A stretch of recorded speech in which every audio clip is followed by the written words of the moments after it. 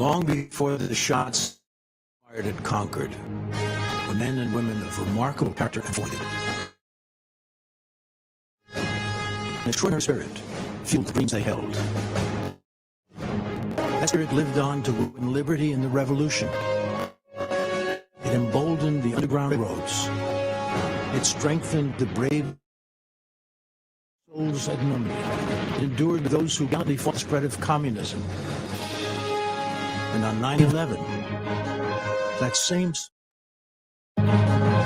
same spirit was found in the men and women storming the gates of death.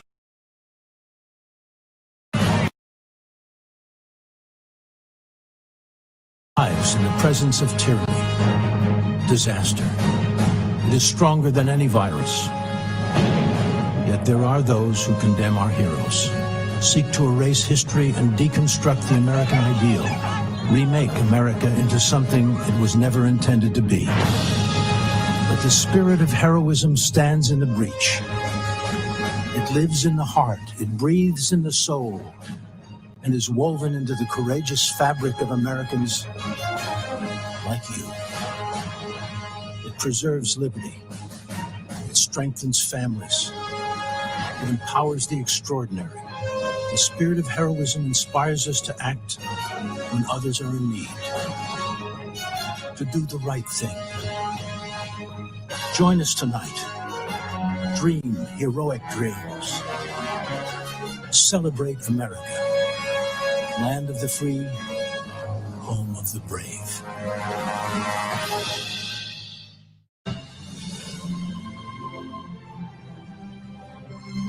From Washington, D.C., welcome to the 2020 Republican National Convention. Tonight, celebrating America as the land of heroes.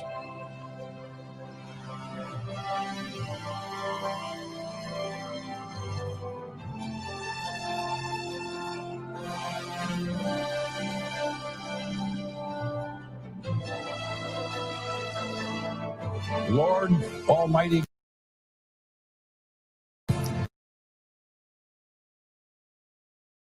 brothers and sisters in the path of storms along our Gulf Coast, you are our rock and our shelter in the midst of the storms of life. You are the God who commands the winds and the waves, and we pray that you will provide refuge to our people. O Lord, you have granted us certain natural rights, such as the right to speak freely, life, liberty, the pursuit of happiness.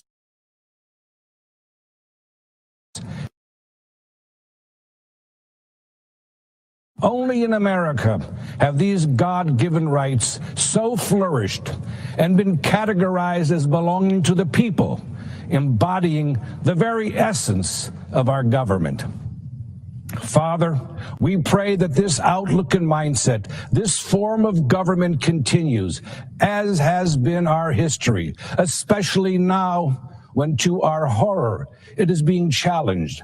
And so we pray that God gives strength and health to our president, who has splendidly demonstrated daily his determination to defend and maintain the God-given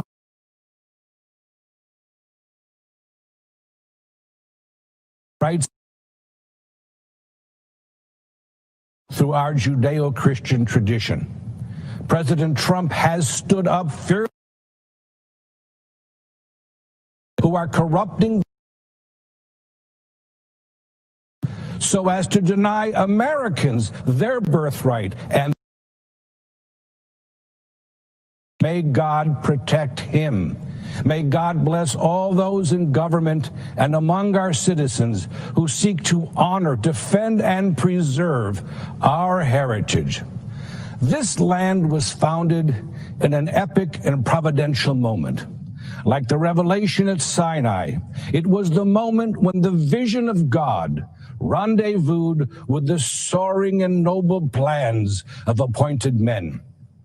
Yet, every so often, apace various generations, we are compelled to resurrect and give rebirth to our providential beginning, to renew our present days with the exuberance of those founding days.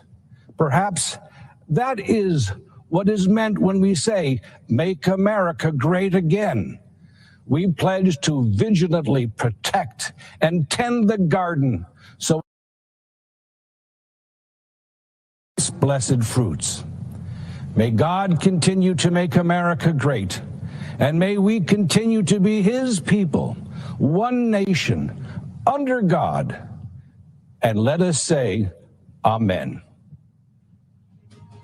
I pledge allegiance to the flag of the United States of America and to the republic for which it stands, one nation, under God, indivisible, with liberty and justice for all.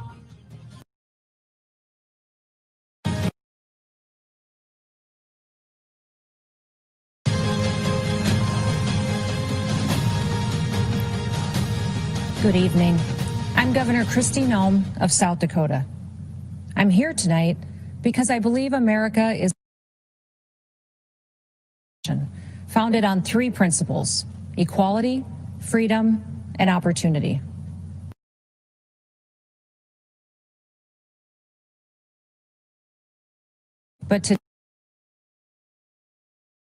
And coincidentally, has built nothing.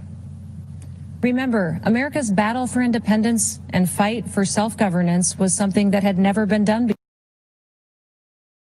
Men hoped our constitutional republic would last for ages, mitigate the problems that would naturally arise from political factions, and prevent tyranny.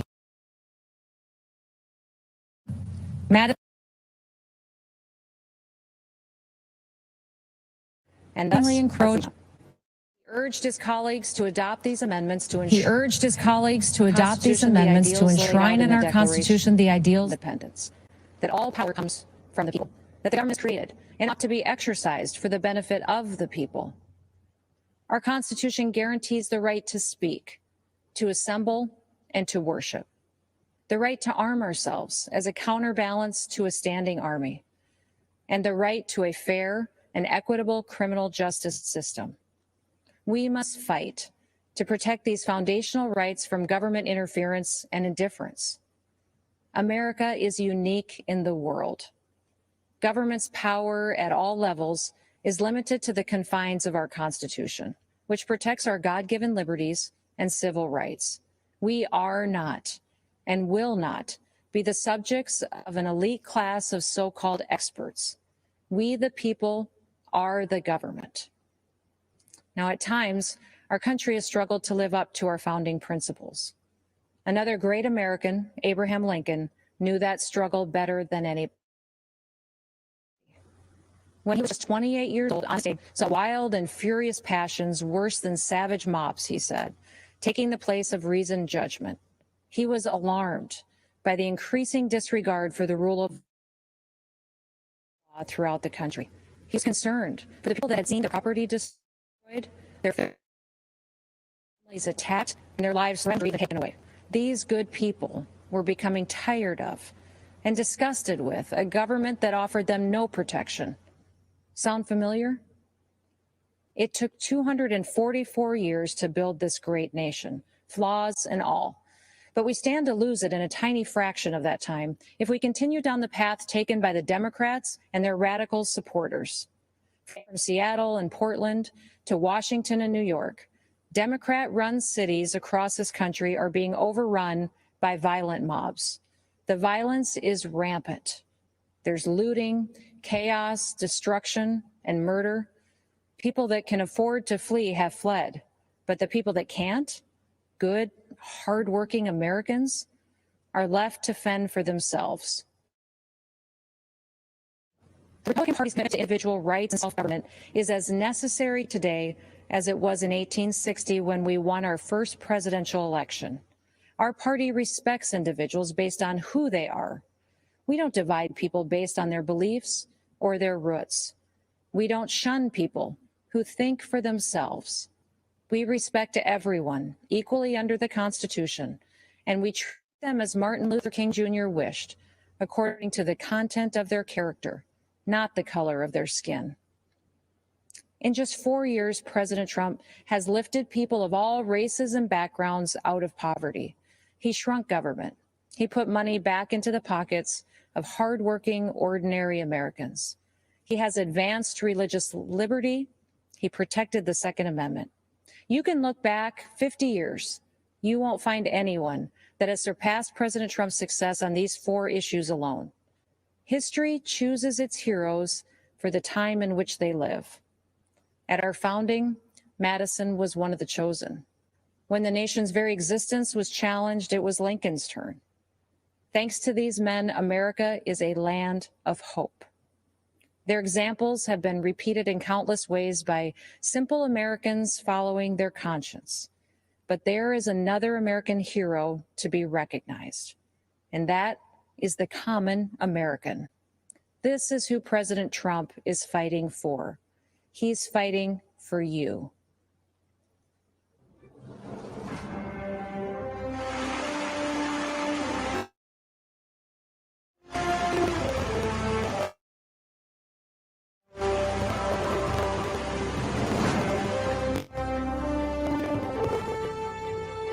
I'm Scott Dane.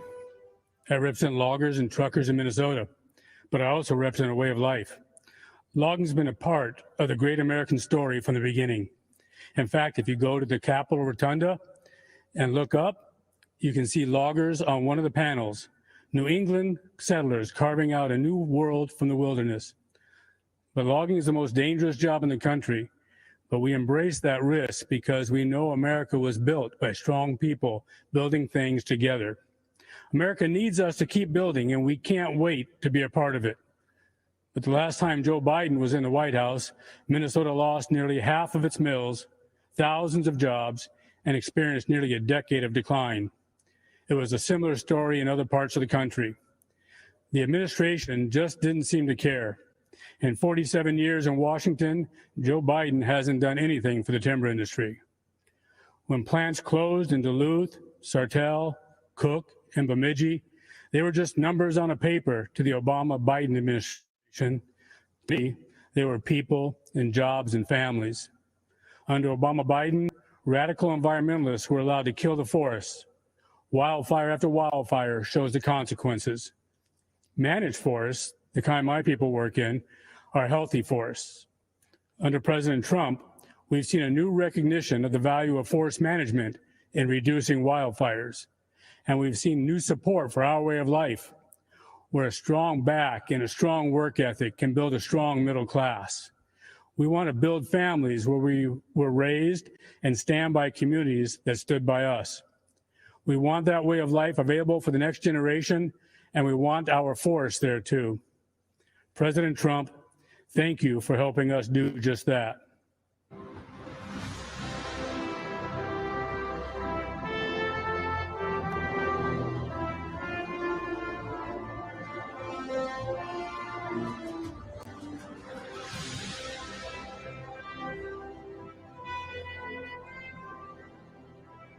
Hi, I'm U.S. Senator Marsha Blackburn from Tennessee.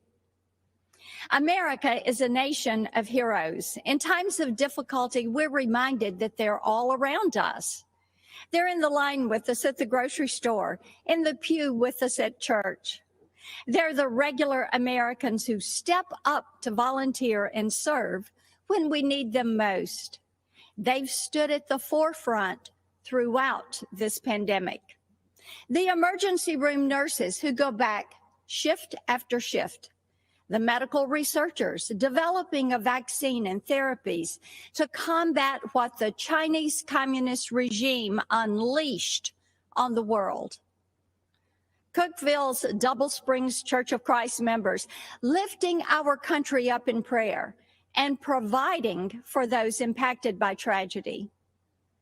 But tonight, I want to talk to you about another kind of hero. The kind Democrats don't recognize because they don't fit into their narrative. I'm talking about the heroes of our law enforcement and armed services. Leftists try to turn them into villains.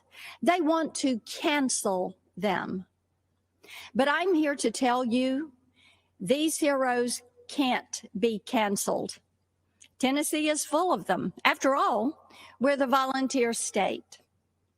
My dad served in the Army in World War II. When he came home, he put on another uniform and for 30 years volunteered to help our underfunded Sheriff's Department. I'm reminded of him whenever I see compassion and selflessness in others. When I see law enforcement officers put their lives on the line every single day to keep our communities safe, in spite of the hatred thrown at them. When I see the heroes who volunteer to serve our country, putting their lives on the line for our freedom. Many of these heroes call Tennessee home, and we could not be more proud of the brave men and women of the 101st Airborne Division at Fort Campbell. The common thread between them is a deep-seated desire to serve a cause larger than themselves. They don't believe their country owes them anything. They believe they owe their country and their fellow man. As hard as Democrats try, they can't cancel our heroes. They can't contest their bravery, and they can't dismiss the powerful sense of service that lives deep in their souls. So they try to defund them, our military, our police, even us, to take away their tools to keep us safe.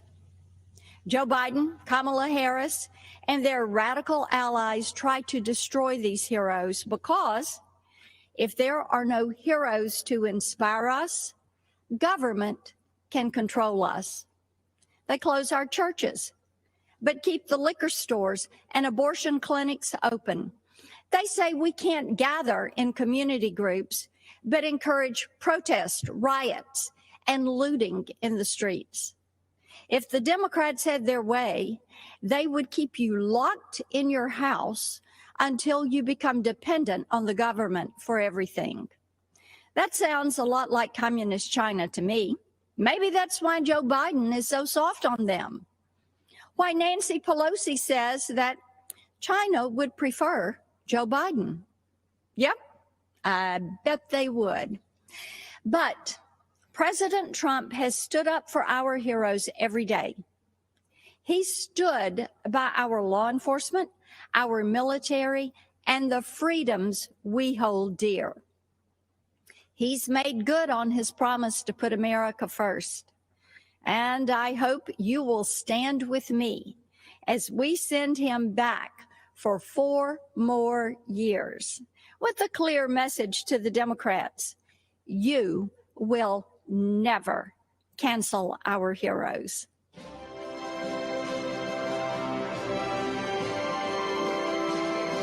Hi, I'm Congressman Dan Crenshaw. 8 years ago, in the fields of Helmand Province, Afghanistan, a close friend and teammate laid down cover fire against Taliban insurgents so that I could walk, blind and bloodied, to the medevac helicopter and survive. But he didn't. Dave Warson was killed 2 months later. He died a hero to this great country. Here's the truth about America. We are a country of heroes. I believe that. So should you. We are a people with a common set of ideals conceived in liberty. People that have sacrificed time and again for our freedom and the freedom of others. That's something no other country ever, anywhere, can claim. Since 9/11, I've seen America's heroes up close. Some of them saved my life. Some of them saved many others' lives. Many of them never made it home. These heroes acted as if the whole struggle depended on them alone, as if any weakness on their part would be a reflection of the whole nation. That's called duty. And America has a long history of it. Our enemies fear us because Americans fight for good, and we know it. It gives us strength. When our heroes are trusted and equipped, then freedom prevails. The defeat of ISIS was the result of America believing in our heroes, our president having their backs and rebuilding our military so we'd have what we needed to finish the mission. The cowering of the Iranian regime and the restoration of the deterrence once lost is the result of America believing in her own might again. America's heroism isn't relegated to the battlefield. Every single day we see them if you just know where to look. It's the nurse who volunteers for back-to-back shifts caring for COVID patients because she feels that's her duty. It's the parent who will relearn algebra because there's no way they're letting their kid fall behind while schools are closed. And it's the cop that gets spit on one day and will save a child's life the next. America is the country where the young military wife with 2 young children answers the unexpected knock at the door, looks the man in uniform in the eye, and even as her whole world comes crashing down, she stands up straight, she holds back tears, and takes care of her family, because she must. This is what heroism looks like. It's who we are, nation of heroes. We need you now more than ever. We need to remind ourselves what heroism really is. Heroism is self-sacrifice. It's not moralizing and lecturing over others when they disagree. Heroism is grace, not perpetual outrage. Heroism is rebuilding our communities, not destroying them. Heroism is renewing faith in the symbols that unite us, not tearing them down. You see, America is a fabric. It's woven from the threads of history's best stories, best attributes, and greatest ideas. The American spirit reflects the oldest and most important virtues: self-sacrifice, courage, tolerance, love of country, grace, and passion for human achievement. We can decide right now that American greatness will not be rejected nor squandered. As the American founding was grounded in individual liberty, so will be our future. But if we are to rediscover our strength, then it must be an endeavor undertaken by each and every one of us. We must become the heroes that we so admire. America was built by them, and our future will be protected by them. It will be protected by you. So God bless America.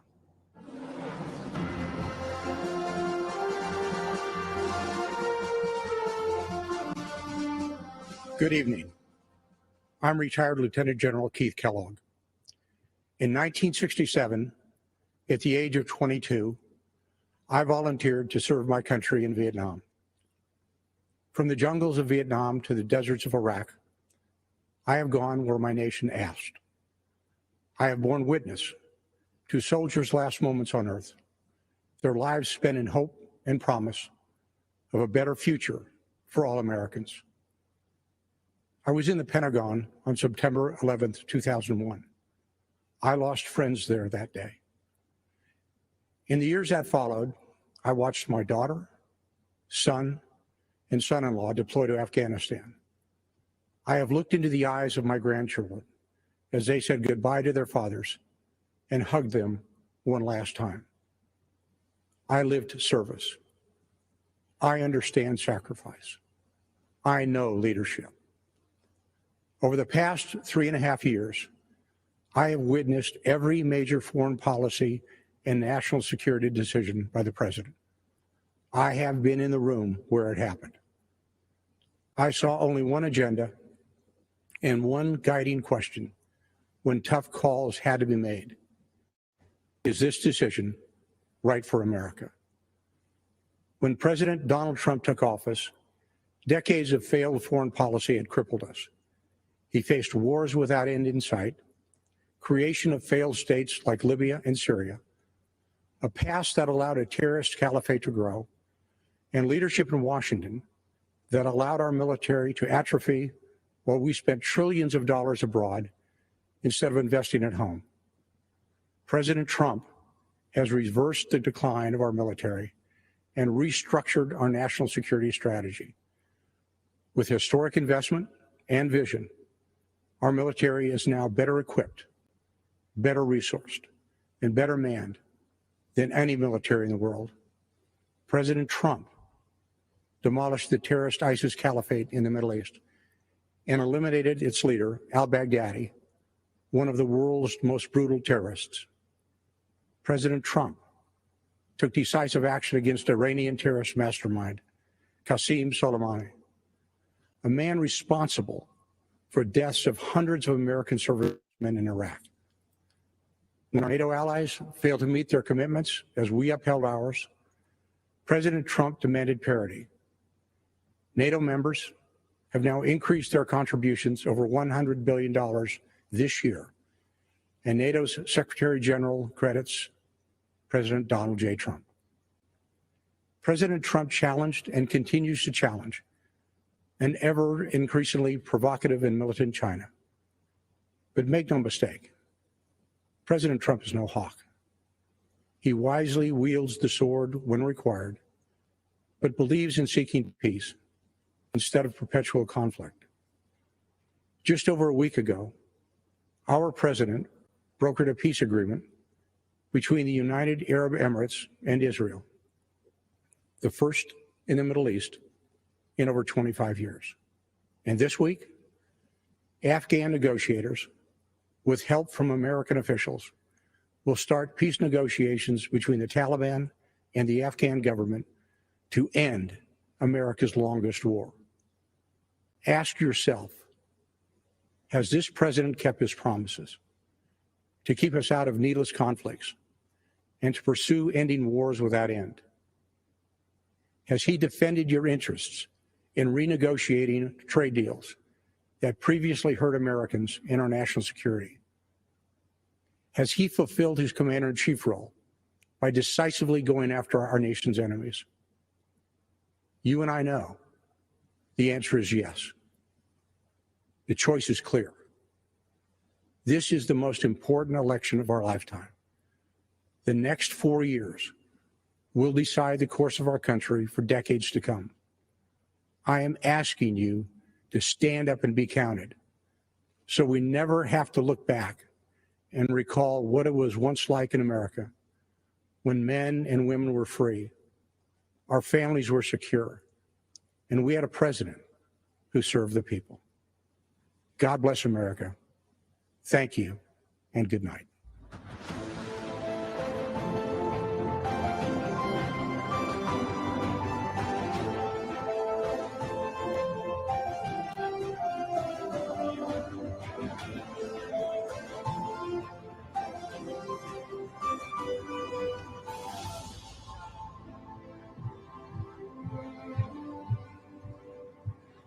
Good evening. My name is Tara Myers. Tonight, I am here as a wife and mother to share how education freedom has personally impacted my family, especially the life of my son, Samuel. Before Samuel was even born, I was told his life wouldn't be worth living. When early tests revealed he had Down syndrome, our doctor encouraged me to terminate the pregnancy. He said, if you do not, you will be burdening your life, your family, and your community. I knew my baby was a human being created by God, and that made him worthy of life. I am thankful that President Trump values the life of the unborn. When we went to register Samuel for kindergarten, we were told to just put him where he would be comfortable. Don't stress him out by trying to teach him. When we pushed for him to attend his neighborhood school with his sisters, we were told, just go home and let us do what we do. When I inquired about functional learning, I was told, this is all you get, like it or not. Well, I did not like it. One size did not fit all. So I helped fight to pass legislation in Ohio for a special needs scholarship so that all students could choose the right program for their needs. I worked to start a new functional learning program at our local private school. Finally, Samuel had an appropriate place to learn. Last December, Samuel was invited by us to meet our president and share his thoughts on education freedom. He said, school choice helped my dreams come true. My school taught me the way I'm best. I was able to fit in. I made many friends. I became a part of my community. My teachers helped me become the best I can. President Trump shook my hand and said, wonderful job, Mom. Your son is amazing.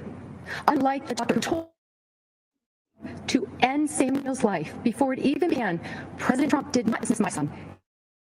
He showed Samuel he valued him and was proud of what he accomplished. President Trump gave Samuel an equal seat at the table. Tonight, I would like to extend my thanks to President Trump and his administration for their work toward making every student's dream of a meaningful education a reality, and for fighting to ensure every child in America has an equal seat at the table of education freedom and an equal opportunity in life. Thank you, and may God bless America.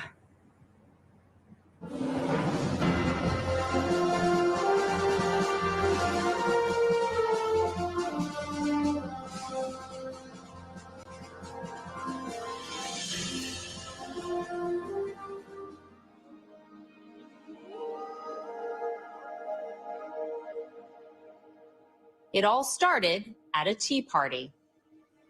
13 years before the American Civil War, civil unrest and division separated countrymen into two opposing camps. One determined to keep African American people enslaved, the other determined to see all people free.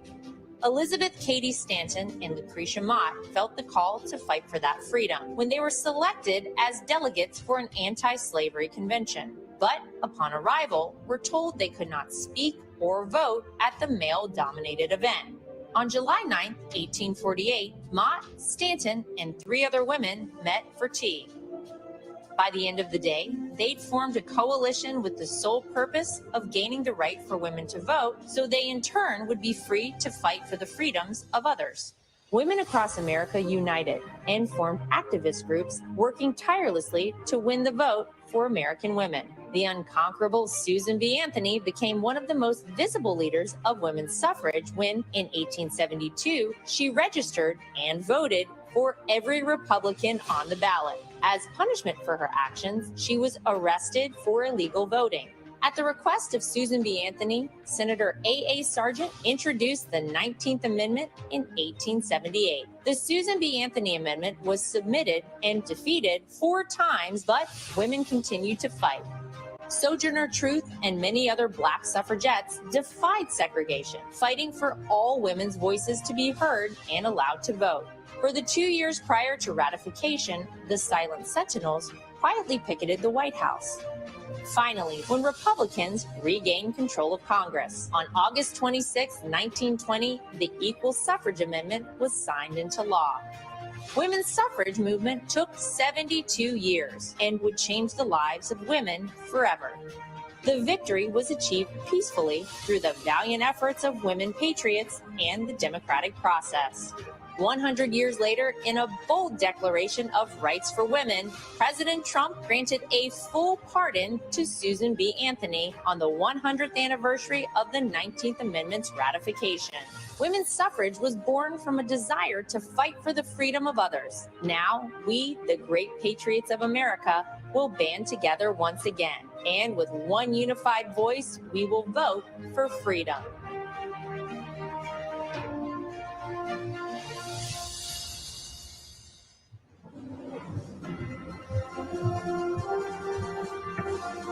I'm Kayleigh McEnany. You may know me as a supporter of President Trump, but tonight I'm here to share with you how he supported me, both as a new mom and as an American with a pre-existing condition. When I was 21 years old, I got a call that changed my life. It was my doctor informing me that I had tested positive for the BRCA2 genetic mutation, a mutation that put my chances of breast cancer at 84%. It was the same mutation that my mom had, compelling her to get a preventative double mastectomy, removing her breast tissue, but protecting her from a disease that has taken far too many of our mothers, our sisters, our friends. In my family, 8 women alone were diagnosed with breast cancer, several in their young 20s. I now faced the same prospect. For nearly a decade, I was routinely at Moffitt Cancer Center, getting MRIs, ultrasounds, and necessary surveillance. During these visits, I crossed paths with brave women battling cancer and fighting through chemotherapy. They were a testament to American strength. They are American heroes.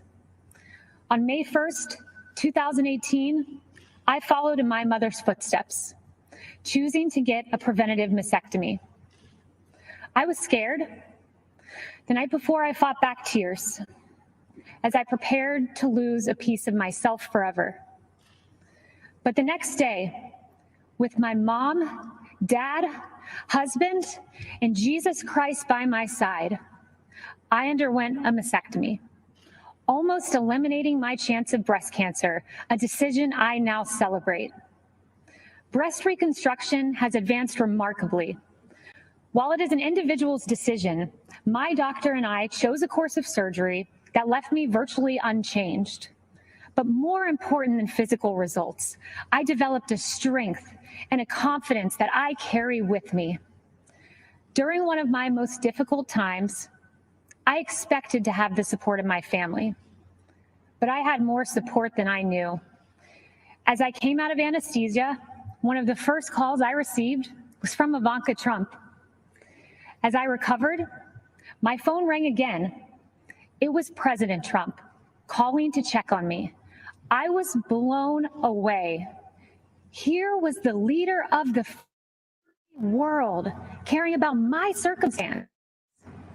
At the time, I had only met President Trump on a few occasions, but now I know him well. And I can tell you that this president stands by Americans with pre-existing conditions.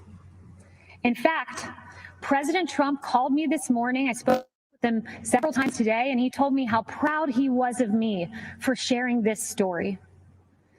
The same way President Trump has supported me, he supports you. I see it every day. I've heard him say the hardest part of his job is writing to loved ones of fallen soldiers. I've seen him offer heartfelt outreach to grieving parents who lost their children to crime in the streets.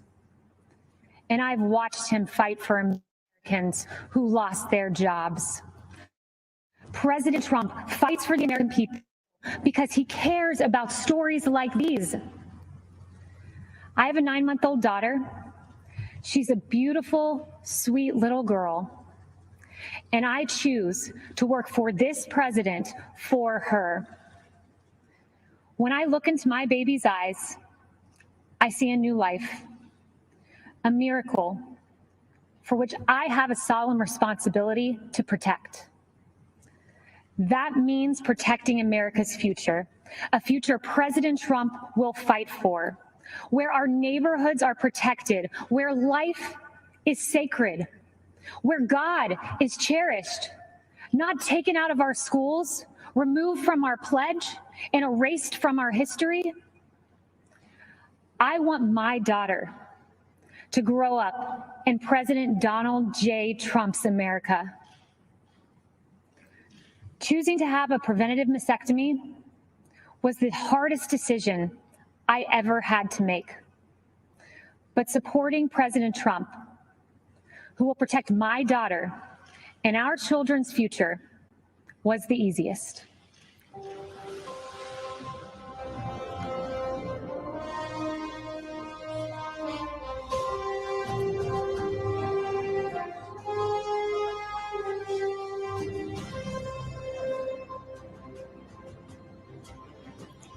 Good evening. I'm Karen Pence. My husband is Vice President Mike Pence. 100 years ago today, the 19th Amendment was adopted into the United States Constitution, guaranteeing women the right to vote. Because of heroes like Susan B. Anthony and Lucy Stone, women today, like our daughters, Audrey and Charlotte, and future generations, will have their voices heard and their votes count. The women's suffrage movement was the gateway that led to women having the opportunities to achieve monumental milestones and accomplish significant achievements in both civic and governmental roles. This evening, we look at heroes in our land. As Second Lady of the United States for the past 3.5 years, I have had the honor of meeting many heroes across this great country. The Pences are a military family.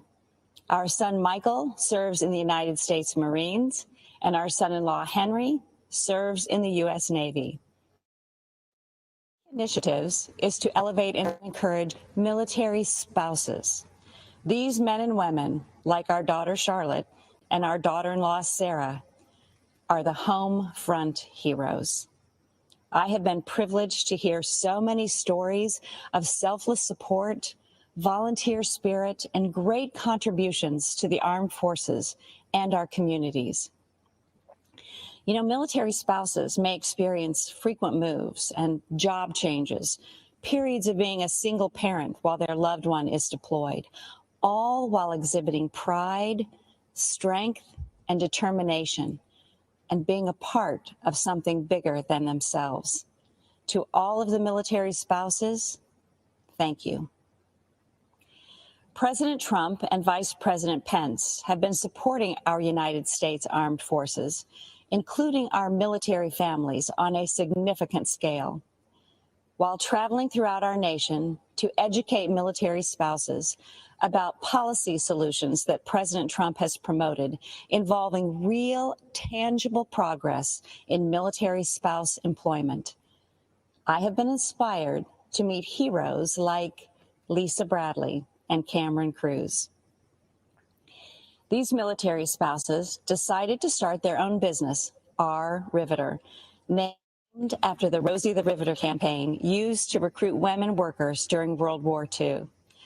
Our Riveter makes beautiful handbags designed and manufactured exclusively by military spouses. And many of those spouses live all over the country.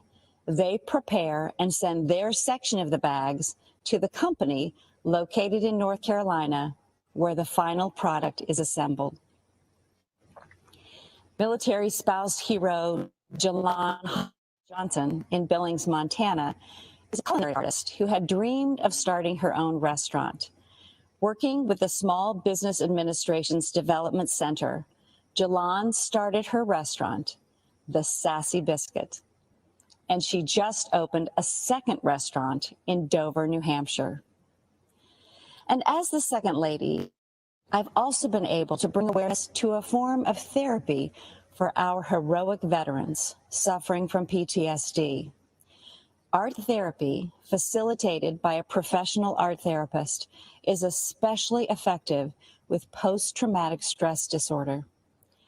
Master Gunnery Sergeant Chris Stowe, a Marine veteran I met in Tampa, who deployed for combat in Iraq and Afghanistan, said nothing had helped him deal with the trauma from his service in the Marines until he finally agreed to meet with the art therapist at Walter Reed Medical Center. Chris credits art therapy with saving his marriage and his life. And Chris went on to establish a glass-blowing workshop to help other vets. Many of our veteran heroes struggle as they transition back into civilian life, and sometimes the stress is too difficult to manage alone. A few weeks ago, I had the honor of speaking with some amazing Americans who answer the Veterans Crisis Line.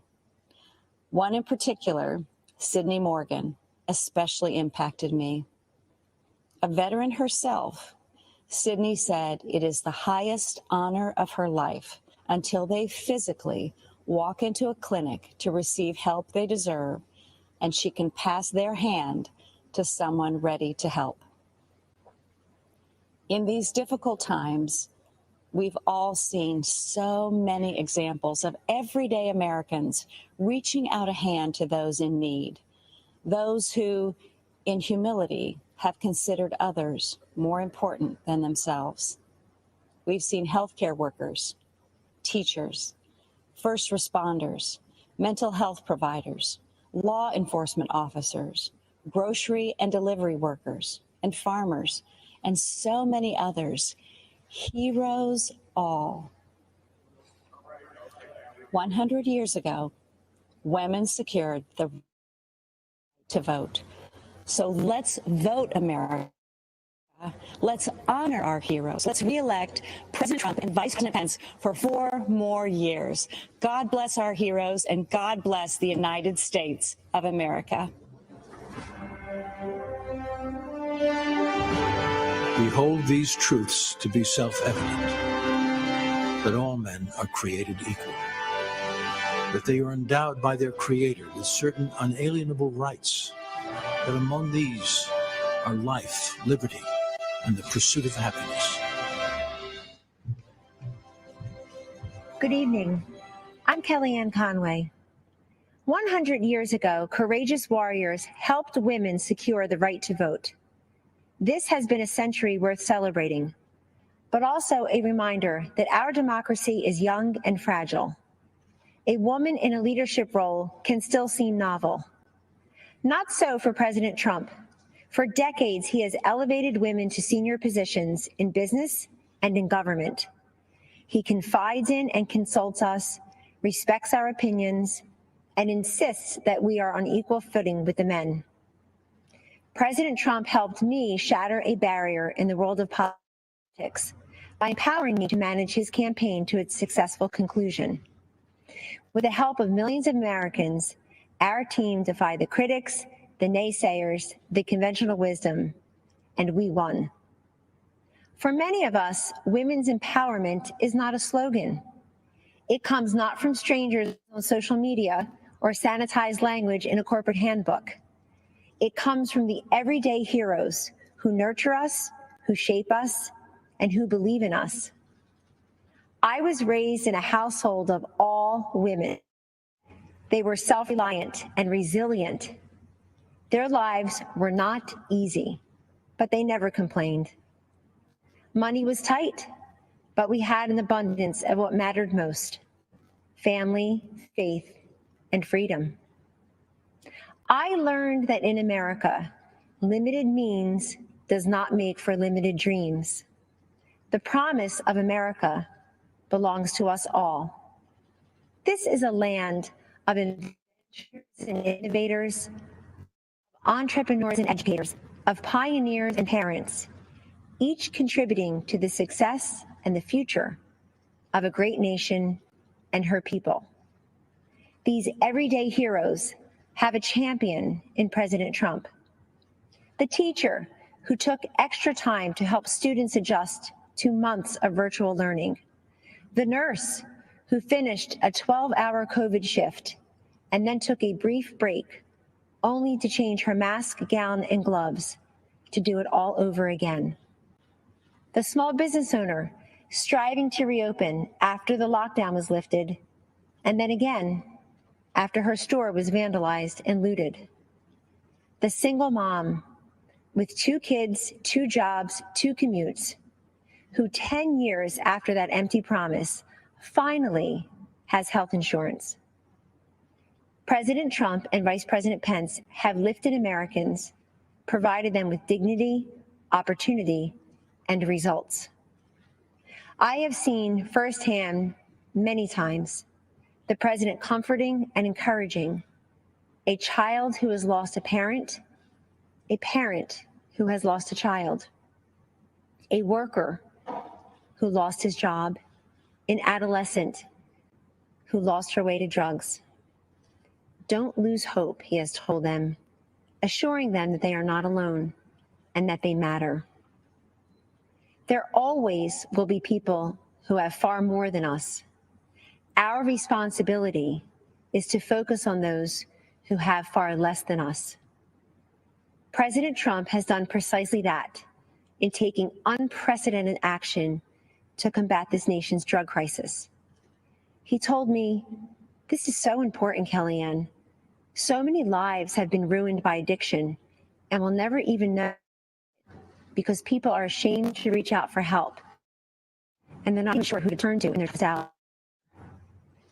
Rather than look the other way, President Trump stared at this drug crisis next door and through landmark bipartisan legislation has helped secure historic investments in surveillance, interdiction, education, prevention, treatment, and recovery. We have a long way to go, but the political inertia that costs lives and the silence and the stigma that prevents people in need from coming forward is melting away. This is the man I know and the president we need for 4 more years. He picks the toughest fights and tackles the most complex problems. He has stood by me, and he will stand up for you. In honor of the women who empowered me and for the future of the children we all cherish, thank you, and God bless you always.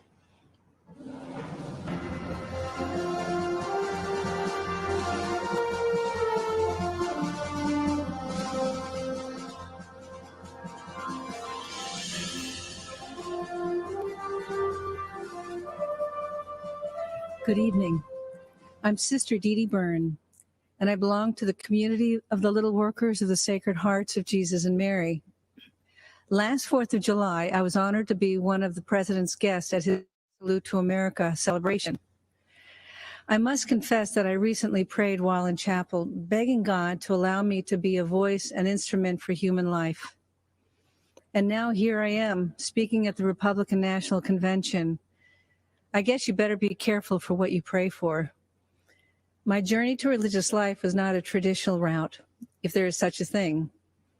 In 1978, as a medical school student at Georgetown University, I joined the Army to help pay for my tuition and ended up devoting 29 years to the military, serving as a doctor and a surgeon in places like Afghanistan and Egypt's Sinai Peninsula. After much prayer and contemplation, I entered my religious order in 2002, working to serve the poor and the sick in Haiti, Sudan, Kenya, Iraq, and in Washington, D.C. Humility is at the foundation of our order, which makes it very difficult to talk about myself. But I can speak about my experience working for those fleeing war-torn and impoverished countries all around the world. Those refugees all share a common experience. They have been all marginalized, viewed as insignificant, powerless, and voiceless. And while we tend to think of the marginalized as living beyond our borders, the truth is the largest marginalized group in the world can be found here in the United States. They are the unborn. As Christians, we first met Jesus as a stirring embryo in the womb of an unwed mother and saw him born 9 months later in the poverty of the cave. It's no coincidence that Jesus stood up for what was just and was ultimately crucified because what he said wasn't politically correct or fashionable.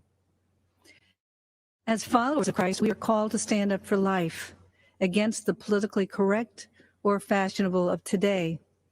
We must fight against a legislative agenda that supports and even celebrates destroying life in the womb.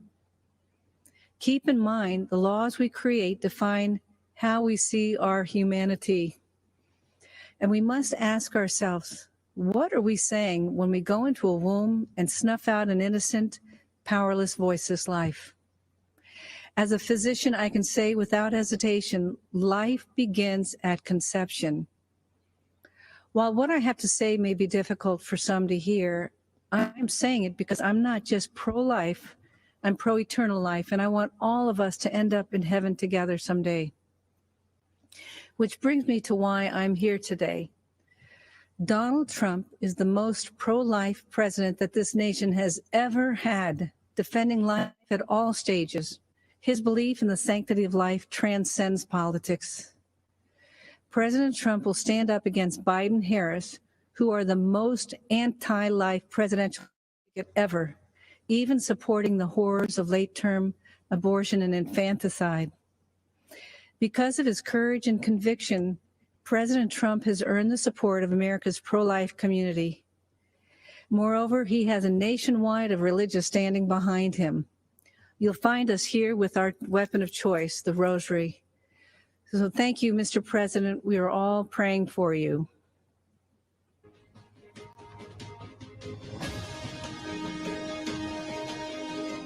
I'm Lou Holtz.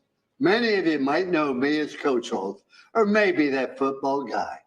It is a pleasure, a blessing, and an honor for me to explain why I believe that President Trump is a consistent winner, an outstanding leader, and deserves to be reelected as our president. First, I want you to know that I grew up in a one-bedroom house in West Virginia. I may have been poor, but the lessons my parents taught me were priceless. They taught me that life is about making choices. Wherever you are, good or bad, don't blame anyone else. Go get an education, get to work. You can overcome any obstacles, and always remember that in this great country of ours, anyone can amount to something special.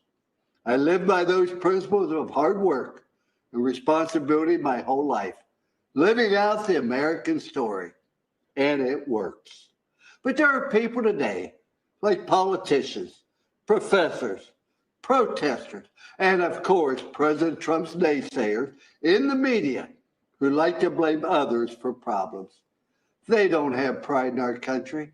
And because they no longer ask, what can I do for my country? Only what the country should be doing for them. They don't have pride in themselves. That's wrong. When I was an officer in the Army, I served with so many great Americans who embraced their responsibility to our country. I'm so proud of their sacrifices and the opportunity it has provided for so many millions. America remains a land of opportunity, no matter what the other side says or believes. You know, there's a statue of me at Notre Dame. I guess they needed a place for the pigeons to land.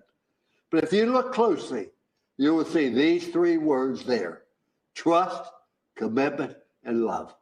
All my life, I've made my choices based on these three words. I use these three rules to make choices about everything. My beloved wife of 59 years, athletes I coached, and of course, politicians, even President Trump. I ask myself three things.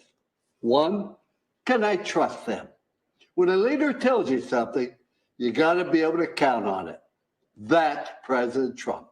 He says what he means what he says, and he's done what he said he would do at every single turn. One of the important reasons he has my trust is because nobody has been a stronger advocate for the unborn than President Trump. The Biden-Harris ticket is the most radically pro-abortion campaign in history. They and other politicians are Catholics in name only and abandon innocent lives. President Trump protects those lives. I trust President Trump. The second question I ask is, are they committed to doing their very best? President Trump always finds a way to get something done. If you want to do something bad enough, you will find a way. If not, you'll find an excuse. And excuses are a lot easier to find than solutions. President Trump finds solutions. President Trump is committed. And the third question I ask is, do they love people? Do they care about others? To me, this is very clear. President Trump has demonstrated through his prison reform, advocating for school choice and welfare reform, that he wants Americans from all walks of life to have the opportunity to succeed and live the American dream.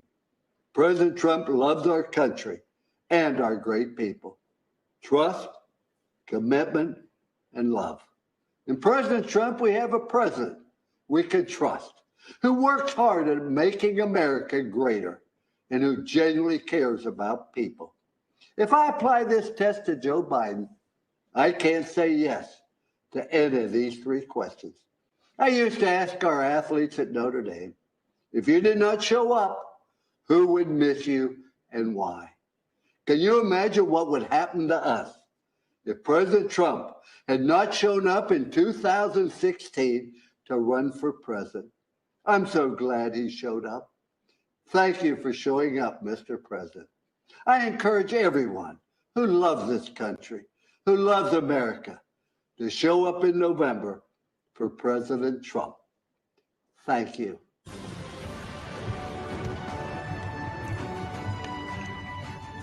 Hi, I'm Michael McHale, but my friends call me Mick.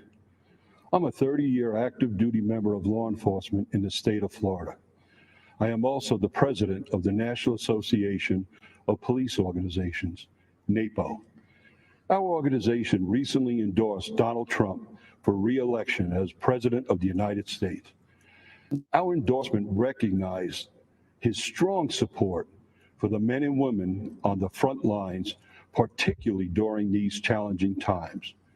We value his support of aggressive federal prosecution of those who attack our police officers, his signing of the Law Enforcement Mental Health and Wellness Act, and his support for permanently authorizing funds to support 9/11 first responders and their families. Law enforcement officers across the nation take an oath to run toward danger when everyone else is running away. They do so willingly to protect our families and communities. I'm proud that the overwhelming majority of American police officers are the best of the best and put their lives on the line without hesitation. And good officers need to know their elected leaders and the department brass have their backs. Unfortunately, chaos results when failed officials in cities like Portland, Minneapolis, Chicago, and New York make the conscious decision not to support law enforcement. Shootings, murders, looting, and rioting occur unabated. The violence and bloodshed we are seeing in these and other cities isn't happening by chance. It's the direct result of refusing to allow law enforcement to protect our communities. Joe Biden has turned his candidacy over to the far left anti-law enforcement radicals. And as a senator, Kamala Harris pushed to further restrict police, cut their training, and make our American communities and streets even more dangerous than they already are. Conversely, President Trump supports the creation of a national standard for training on de-escalation and communication to give officers more tools to resolve conflict without violence. The difference between Trump, Pence, and Biden-Harris are crystal clear. Your choices are the most pro-law enforcement president we've ever had, or the most radical anti-police ticket in history. We invite those who value the safety of their family and loved ones to join the hundreds of thousands of members of the National Association of Police Organizations and support the re-election of President Donald J. Trump. Thank you, and God bless America.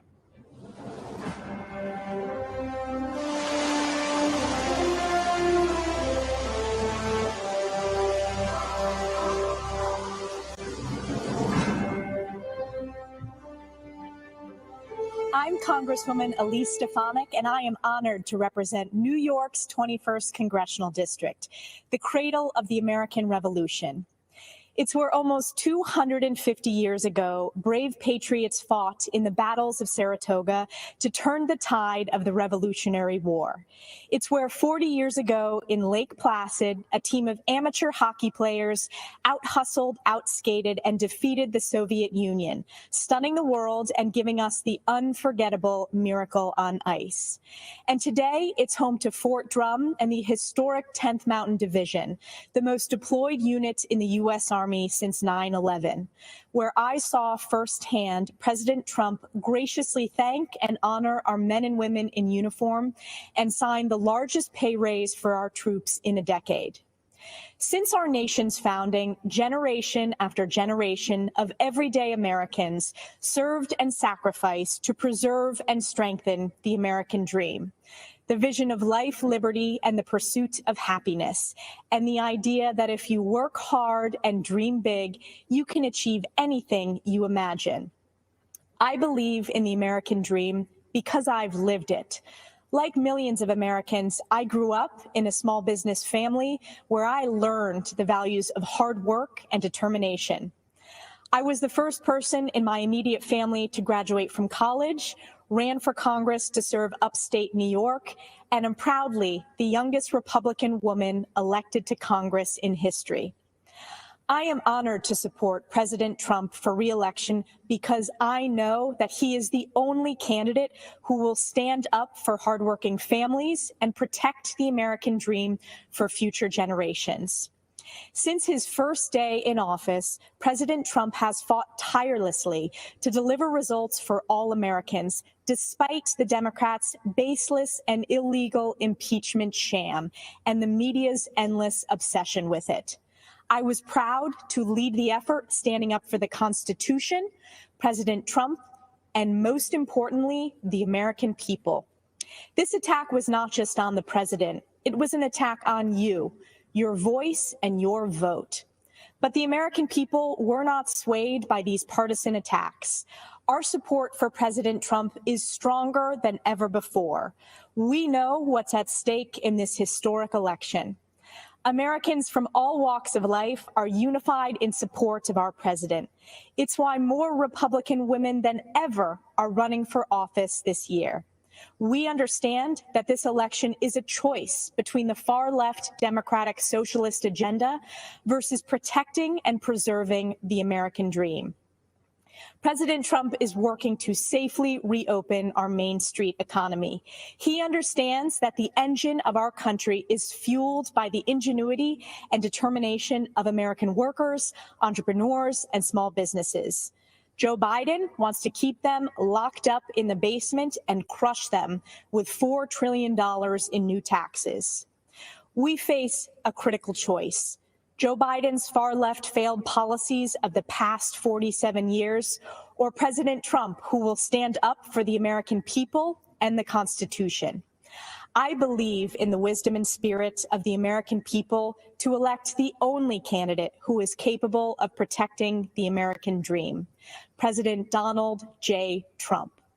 Thank you to the North Country for the opportunity to serve as your voice supporting his re-election. God bless the United States of America, the greatest country on earth.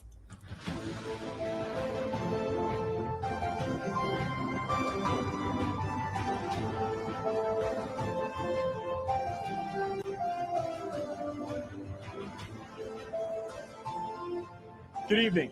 I'm Madison Cawthorn, and I'm running to represent North Carolina's 11th Congressional District. This is a time of great adversity for our country, and I know something about adversity. At 18 years old, I was in a horrific car accident that's left me paralyzed from the waist down. Instantly, my hopes and dreams were seemingly destroyed. I was given a 1% chance of surviving, but thanks to the power of prayer, a very loving community, and many skilled doctors, I made it. It took me over a year to recover. My first public outing in a wheelchair was to a professional baseball game. You know, before my accident, I was 6'3". I stood out in the crowd. But as I wheeled through the stadium, I felt invisible. At 20, I thought about giving up. However, I knew I could still make a difference. You know, my accident has given me new eyes to see and new ears to hear. God protected my mind and my ability to speak. So I say to people who feel forgotten, ignored, and invisible, I see you. I hear you. At 20, I made a choice. In 2020, our country has a choice. We can give up on the American idea, or we can work together to make our imperfect union more perfect. I choose to fight for the future, to seize the high ground and retake the shining city on a hill. While the radical left wants to dismantle, defund, and destroy, Republicans, under President Trump's leadership, want to rebuild, restore, and renew. I just turned 25. When I'm elected this November, I'll be the youngest member of Congress in over 200 years. And if you don't think young people can change the world, then you just don't know American history. George Washington was 21 when he received his first military commission. Abe Lincoln, 22 when he first ran for office. And my personal favorite, James Madison, was just 25 years old when he signed the Declaration of Independence. In times of peril, young people have stepped up and saved this country, abroad and at home. We held the line, scaled the cliffs, crossed oceans, liberated camps, and cracked codes. Yet today, political forces want to usher in the digital dark ages, a time of information without wisdom and tribalism without truth. National leaders on the left have normalized emotion-based voting and a radicalized identity politics that rejects Martin Luther King's dream. MLK's dream is our dream for all Americans to be judged solely on their character. Millions of people risk their lives every year to come here because they believe in the dream of MLK and the American dream. Join us as we, the Party of Freedom, double down on ensuring the American dream for all people. We are committed to building a new town square.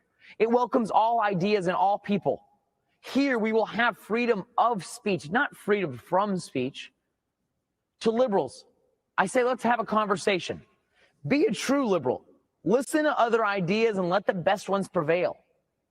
And to conservatives, I say let's define what we support and win the argument in areas like healthcare and on the environment. In this new town square, you don't have to apologize for your beliefs or cower to a mob. You can kneel before God, but stand for our flag.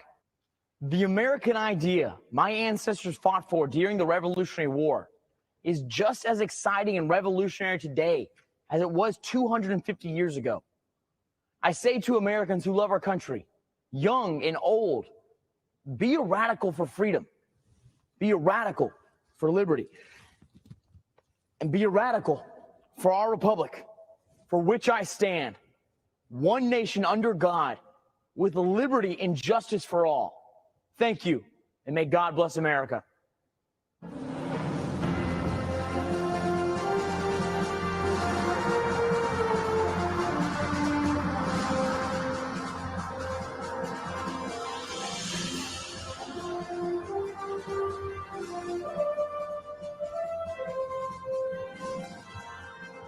I'm Jack Brewer, a former three-time NFL team captain, college professor, coach, husband, son, and father.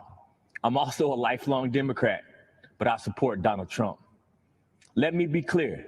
I didn't come here for the popularity or the praise, the likes or the retweets. I'm here as a servant to God, a servant to the people of our nation, and a servant to our president.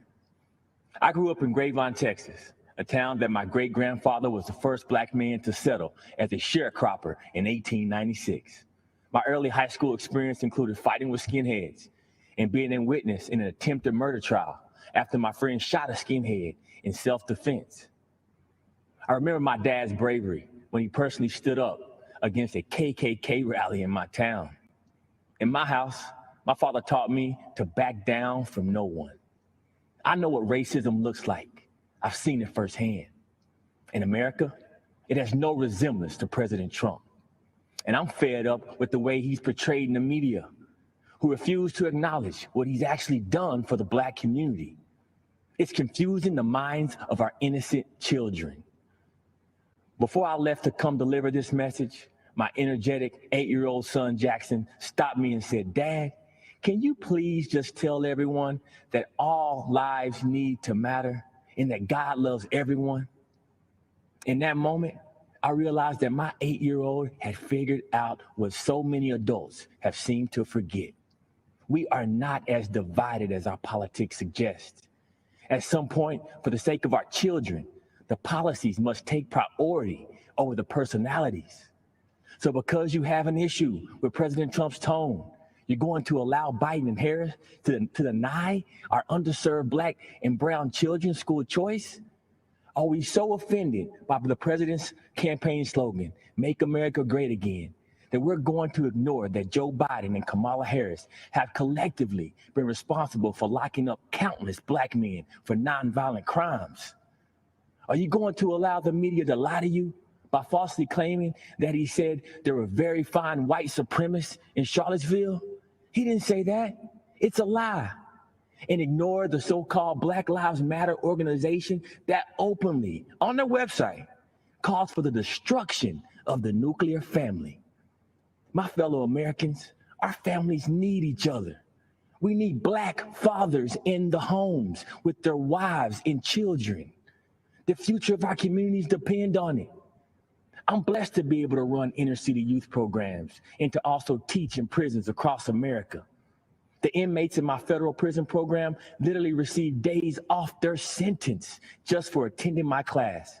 And that's thanks to President Donald Trump and his First Step Act. President Trump cared about these Americans and their families, even when so many others had left them behind and had written them off. I'm forever grateful for President Trump for that.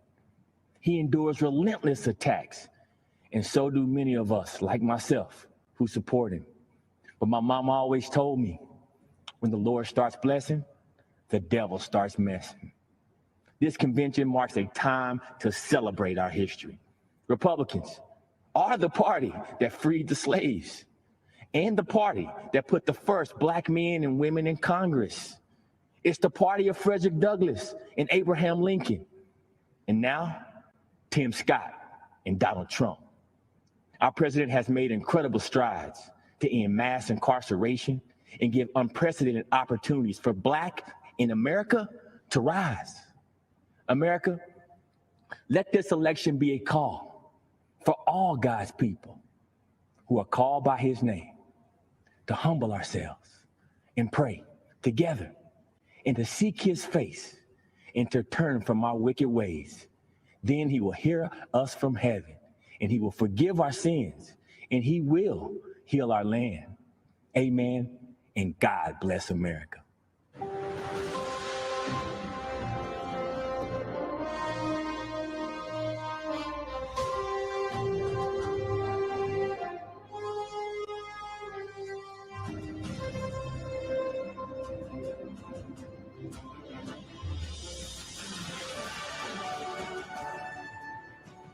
Greetings. My name is Chen Guangcheng. Standing up to tyranny is not easy, I know. When I spoke out against China's one-child policy and other injustices, I was prosecuted, beaten, sent to prison, and put under house arrest by the Chinese Communist Party, the CCP. In April 2012, I escaped and was given shelter in the American Embassy in Beijing. I'm forever grateful to the American people for welcoming me and my family to the United States, where we are now free. The CCP is an enemy of humanity. It is terrorizing its own people, and it is threatening the well-being of the world.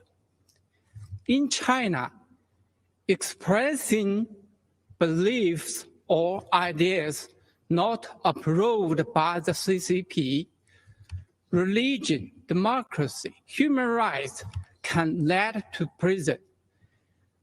The nation lives under mass surveillance and censorship. The US must use its values of freedom, democracy, and the rule of law to gather a coalition of other democracies to stop CCP's aggression. President Trump had led on this, and we need the other countries to join him in this fight, a fight for our future. Standing up to fight unfairness isn't easy, I know. So does President Trump, but he has shown the courage to wage that fight. We need to support, vote, and fight for President Trump for the sake of the world. Thank you.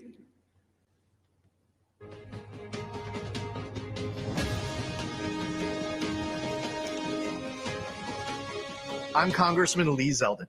Tonight, as we celebrate America as a land of heroes, I'm here at a VFW Post of Heroes in West Hampton Beach, New York. I've seen amazing Americans in action. Raised in a law enforcement family, deployed to Iraq as an 82nd Airborne paratrooper, and serving today in the Army Reserve. My generation of post 9/11 veterans has huge shoes to fill, following our greatest generation that fought tyranny and saved the world. All over our country, everyday heroes serve and sacrifice for the greater good. Farmers, truckers, craftsmen, these heroes keep America running, and President Trump fights for them every day. This year, we've especially relied on one particular group of heroes, frontline medical workers. My twin daughters, Michaela and Ariana, were born over 14 weeks early. They weighed just 1.5 pounds. At 2 weeks, Michaela went into septic shock, had a stroke, and underwent brain surgery, leaving 1/3 of the left side of her brain a hole. Her doctors didn't believe Michaela would survive, fearing dire permanent consequences even if she did. Through the miracles of modern medicine, power of prayer, and her will to live, my daughters are now starting high school and doing great, with no long-term effects from those frightful months in the NICU. So when I learned my county's PPE stockpile was depleted, I immediately thought of those healthcare workers who saved my baby girls. Jared Kushner and I were on the phone late into that Saturday night. The very next day, President Trump announced he was sending us 200,000 N95 masks. He actually delivered almost 400,000. That number quickly grew to 1.2 million masks, gowns, and more. The president sent thousands of ventilators to New York. He deployed the USS Comfort and converted the Javits Center to a field hospital. His administration authorized our lab testing requests at blinding speed. During a once-in-a-century pandemic, an unforeseeable crisis sent to us from a faraway land, the president's effort for New York was phenomenal. For our nation to emerge even stronger, more prosperous, freer, and more secure than ever. To make our country greater than ever before, we must re-elect President Trump. We are the land of the free because of the brave. And we are the land of opportunity because we have a president who wants to empower the best of who we are to be the best of what we can be. There's never been a nation greater than ours. Never a people more resilient than ours. And never a future for America more promising than ours right now. Keeping America great is up to us, and losing is not an option. Very proud to have President Trump in office here. He's the best we've ever had. He's done the most for any president ever done. He's always there trying to take care of veterans, giving veterans what they need. The turnaround times have increased since Trump has taken over. You had to fight 15 years for benefits, but once he came into office, you had like 90 days. You turned your paperwork in, at least you had some kind of answer. I waited months for a signature on a piece of paper to get a prosthetic leg fixed. And now it's a lot better turnaround. But before, it was a 5-year waiting process to appeal. So how long do we have to wait for benefits? I waited 20 years to file. Rapidly was approved for medical and then turned right around and got disability. I was thinking it was going to be several years worth of waiting to hear. He's accomplished a lot in 3.5 years. And it helps the American people, and he has done a lot for veterans, for the middle class. I chose to serve my country. If I could do it, I would do it all over again, especially for this president. I mean, he's the kind of president you'd run through a brick wall if he asked you to. Went through many presidents, but this one, I can say, is the best president we've ever had and ever will have, I believe.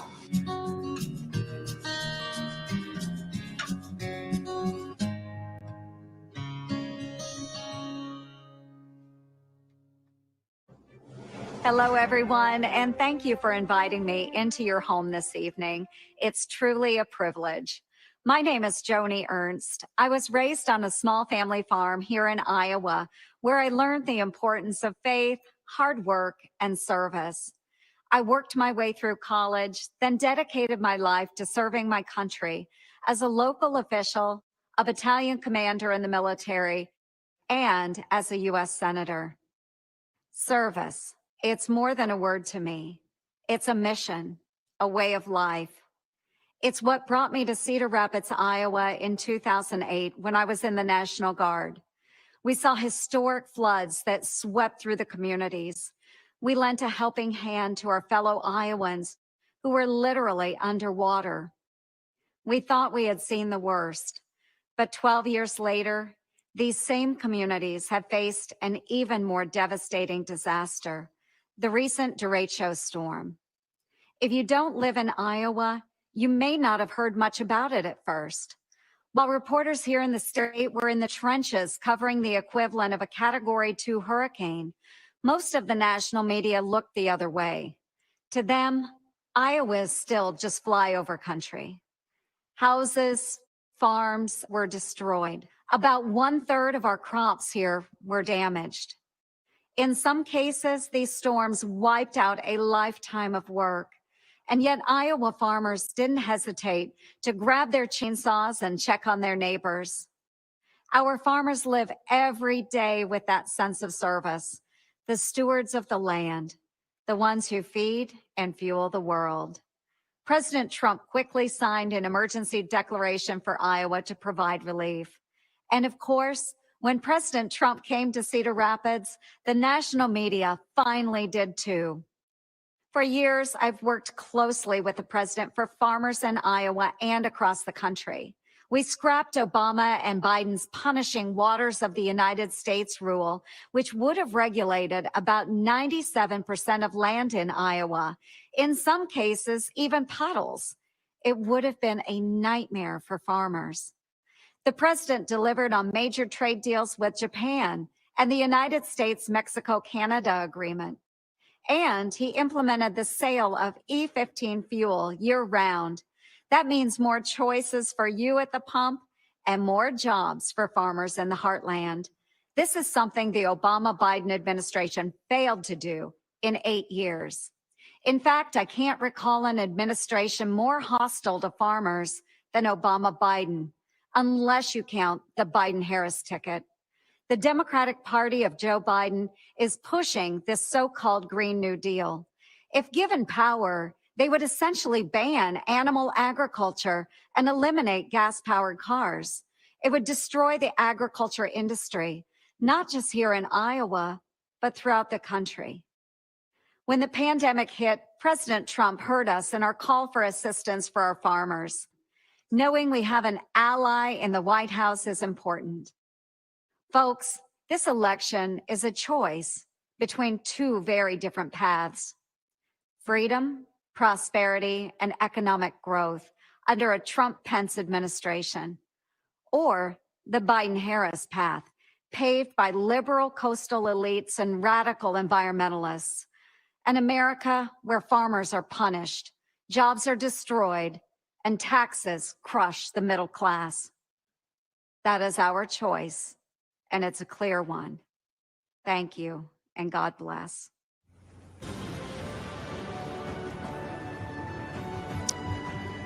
Ladies and gentlemen, I'm Burgess Owens.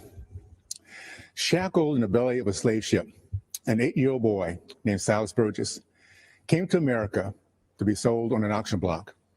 By the grace of God and the courage of slaves who believed in freedom, Silas escaped through the Underground Railroad and settled in the great state of Texas. He went on to become a successful entrepreneur. He built his community's first church, first elementary school, and purchased 102 acres of farmland, which he paid off in 2 years. I'm here today, a candidate for Congress, because of my great-great-grandfather, Silas Burgess. I was raised in the South during the days of Jim Crow and the KKK. Even through the challenges of segregation, we were taught that anything is possible in America. When I was 22 years old, I thought all my dreams had come true when I was drafted by the New York Jets. 10 years later, with a Pro Bowl nod and a Super Bowl championship under my belt, I left the NFL to start a business. I thought I could never fail, but years later I did, and I lost everything. As I moved my family of 6 into a 1-bedroom basement apartment in Brooklyn, New York, I had a choice to make: to feel sorry for myself or get to work. I worked as a chimney sweep during the day and a security guard at night. It was humbling to be recognized cleaning a chimney by someone who was cheered as an NFL fan. But those hard days would pay off, and eventually I started a rewarding career in the corporate world. We live in a country where we're encouraged to dream big, where second chances are at the core of our American DNA. We don't hear that same message from Nancy Pelosi's Congress. Career politicians, elitists, and even a former bartender want us to believe it's impossible. They want us to believe that what I did, what my great-great-grandfather did, is impossible for ordinary Americans. As patriots, we know better. This November, we stand at a crossroad. Mobs torch our cities while popular members of Congress promote the same socialism that my father fought against in World War II. We have a Democratic candidate for president who says that I'm not black if I don't vote for him. Now more than ever, we need leaders who stand by their principles and won't compromise their values for political opportunities. Now more than ever, we need leaders who will stand up to the lawlessness supported by the radical left. This November, we have an opportunity to reject the mob mentality and once again be the America that my great-great-grandfather believed in. During the Trump administration, business ownership among Blacks, Hispanics, and females have reached all-time highs. Those same groups enjoyed record low unemployment and unprecedented prosperity, and we're just getting started. I'm running for Congress because we don't need more career politicians. We need a few more chimney sweeps. We need more leaders like President Trump who understand the freedoms that make up the fabric of America. My fellow Americans, specifically my Democrat and independent friends, it is now time for us to unite and put aside partisan barriers. Help us win back the House, keep the Senate, and give our president 4 more years, and I promise you, we will make you proud. Thank you, and God bless the United States of America.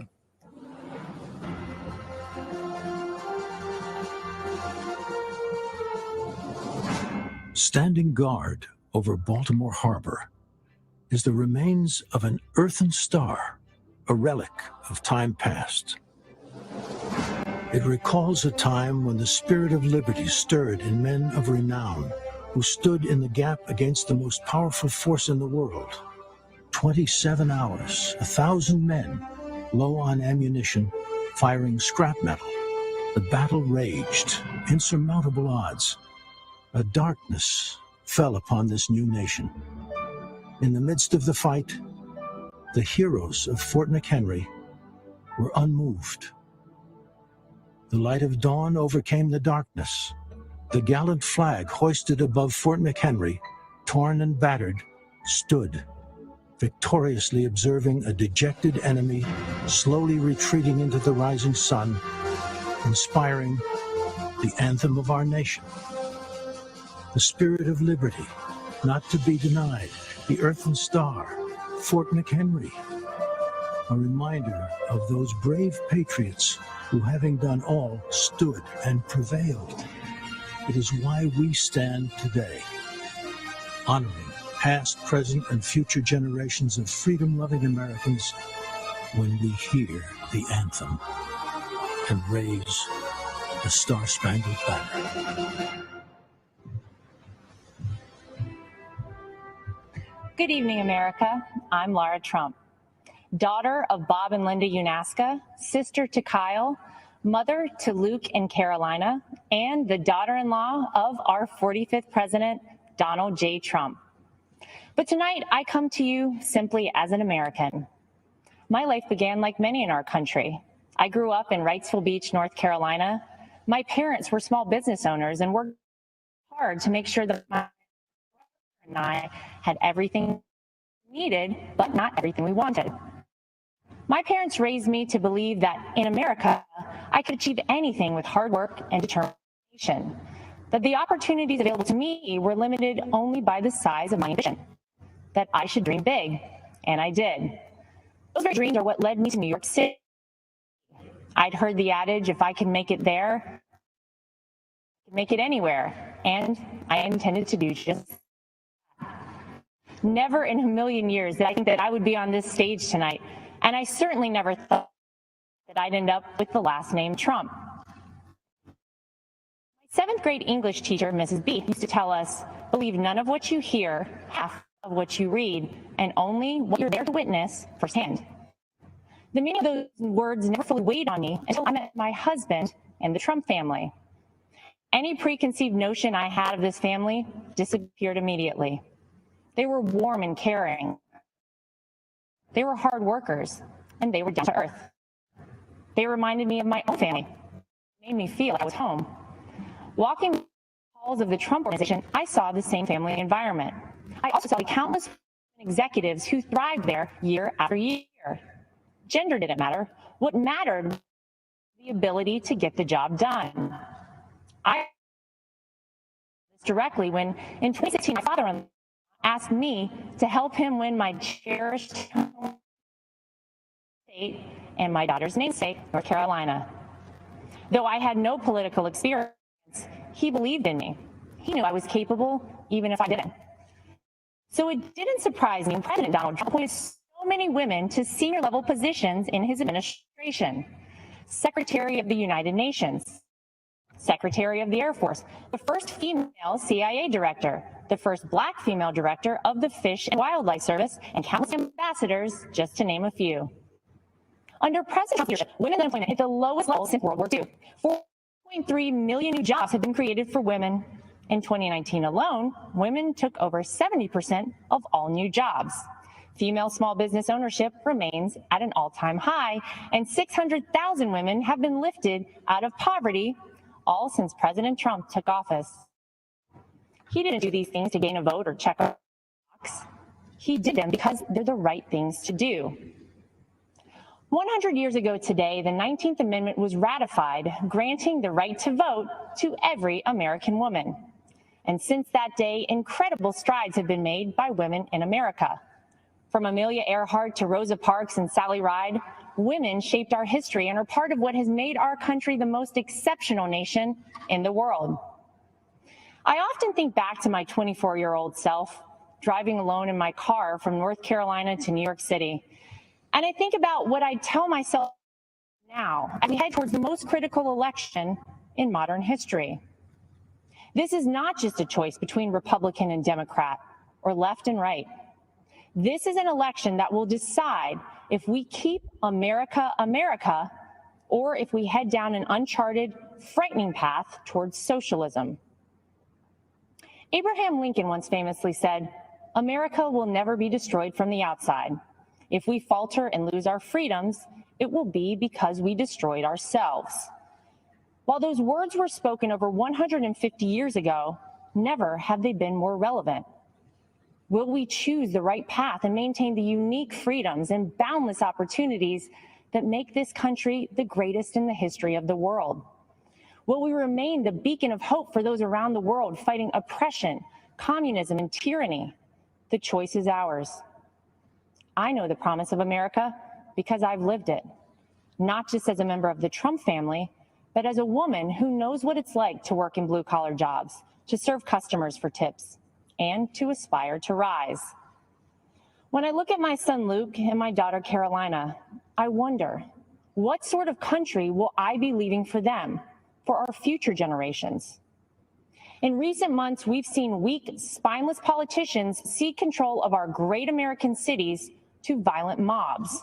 Defund the police is the rallying cry for the new radical Democrat Party.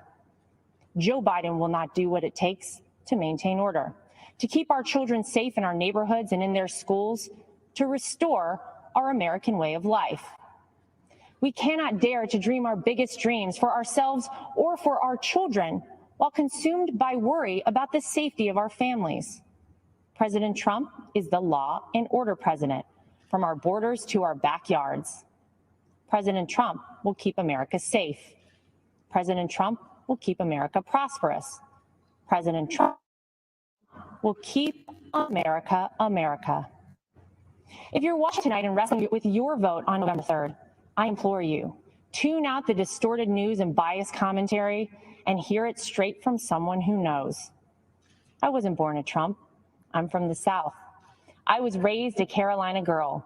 I went to public schools and worked my way through a state university. Mrs. B from my 7th grade English class was right. What I learned about our president is different than what you might have heard. I learned that he's a good man, that he loves his family, that he didn't need this job, that no one on earth works hard for the American people, that he's willing to fight for his beliefs and for the people and the country that he loves. He is a person of conviction. He is a fighter and will never stop fighting for America. He will hold our values. He will preserve our families. He will build upon the great American edict that our union will never be perfect until opportunity is equal for all, including and especially for women. Our 40th president, Ronald Reagan, said it best. The dreams of people may differ, but everybody wants their dreams to come true. And America, above all places, gives us the freedom to do that. It's up to us to keep this country a place where no dream is out of reach for our children and generations beyond. To my father-in-law, thank you for believing this.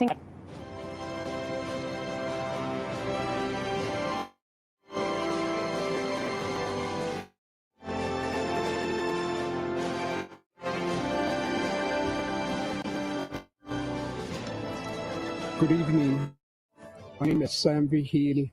There is a hole in my heart since my beloved Jackie was taken from me. This is her story. There were two things that Jackie loved to do every day. One was to go to the gym and tweet out Bible verses and prayers to her friends. November 19th, the tweets. That day started out like the other day. She left for the gym early in the morning. I heard the garage door open. Seconds later, I heard the car horn. I went outside to see if she had forgotten something. What I saw was me blocking her car in the driveway.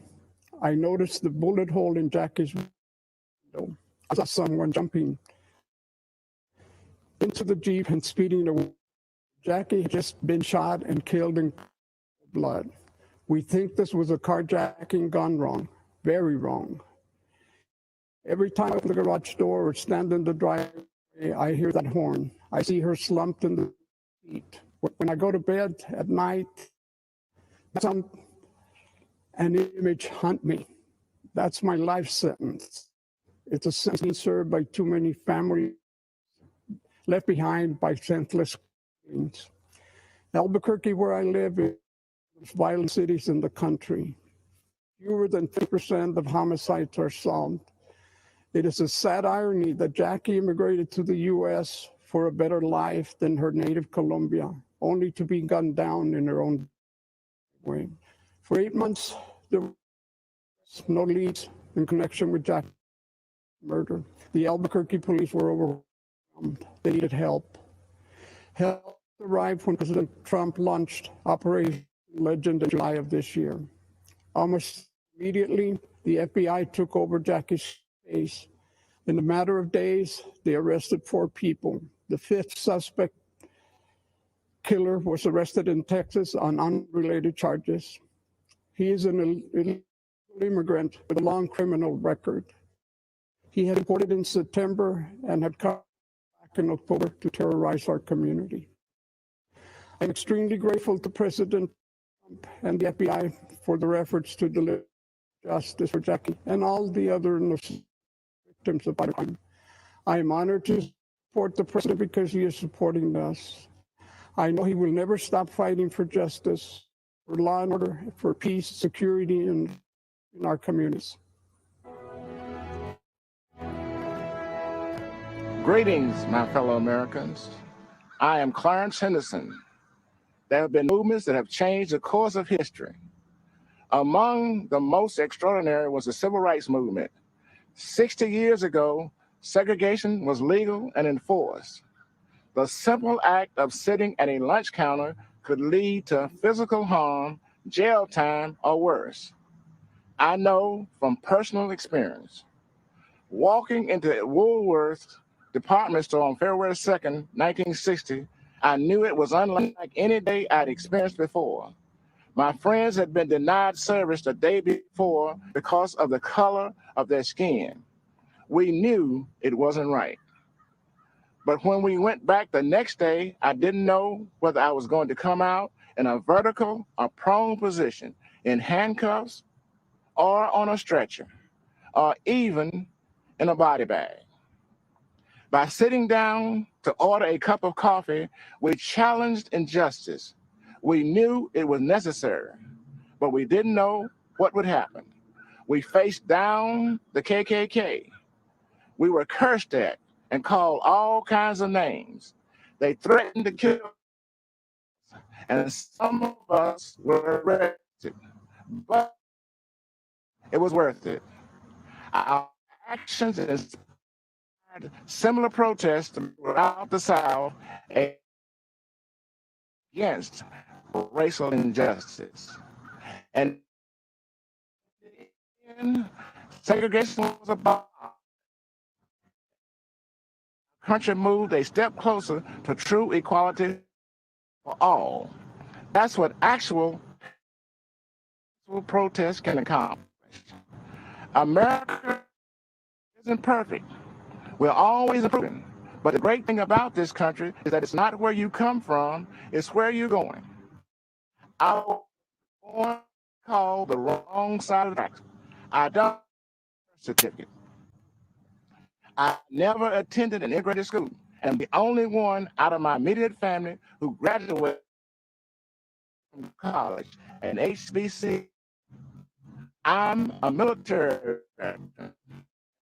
activist. And you know what else? I'm a Republican.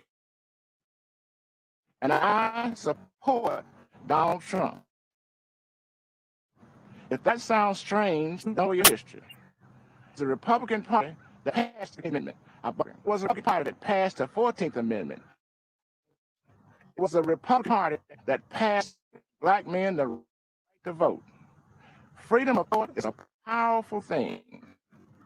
There are Americans, voters all over the country, who media is trying to convince to conform to the same old Democratic talking points. You know what will get you? The same old result. Joe Biden had the audacity to say, if you don't vote for him, you ain't Black. Well, to that, I say, if you do vote for Biden, you don't know history. Donald Trump is not a politician. He's a leader. Politicians are a dozen. Leaders are priceless. The record funding Trump gave HBCUs, so are the record number of jobs created for the Black community. And the investment he drove into our neighborhood with tax incentives and opportunity zones. And so are the lives he restored by passing criminal justice reform, where 91% of the inmates released are Black. These achievements demonstrate that Donald Trump truly cares about Black lives. His policies show his heart. He has done more for Black Americans in 4 years than Joe Biden has done in 50. Donald Trump is offering real and lasting change, an unprecedented opportunity to rise, a country that embraces the spirit of the civil rights movement of the 60s, a place where people are judged by the content of their character, their talents and abilities, not by the color of their skin. This is the America I was fighting for 60 years ago. This is the America Donald Trump is fighting for today. Let's all join in this fight for re-electing President Trump on November 3rd. Thank you.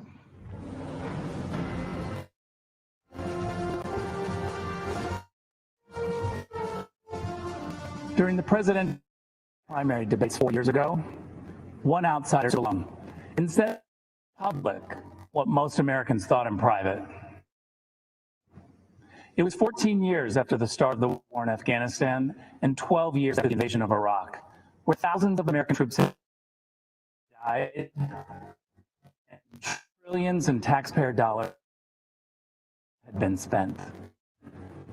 And yet no candidate could bring themselves to admit that something had gone badly wrong with American foreign policy. The American voter, the American soldier, and the American taxpayer had all been let down, except for one, Donald Trump. He called America's endless wars what they were, a disaster. The media was shocked because Donald Trump was running as a Republican. And yet he said out loud what we all knew, that American foreign policy was failing to make Americans safer. At the end of the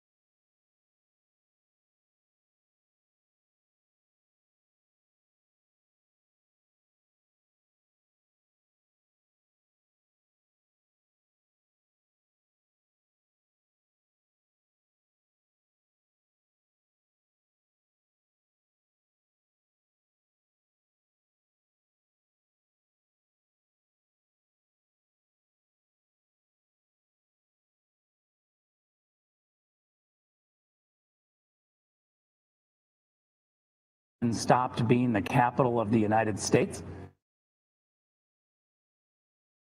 and started being the capital of the world. As U.S. Ambassador to Germany, I had a front row seat to Donald Trump's America First policy. I wish every American could see how President Trump negotiates on their behalf. I watched President Trump charm the Chancellor of Germany while insisting that Germany pays NATO obligations. I was proud to witness President Trump say to foreign leaders, I don't blame you for wanting America to pay for your security. I actually respect you for out-negotiating presidents before me. It stops with me. I won't let the American taxpayer be taken advantage of. Donald Trump's administration has always made clear that our priority is the American people's security. That's the job of all leaders, to put their people first. And we've seen how this strategy has succeeded.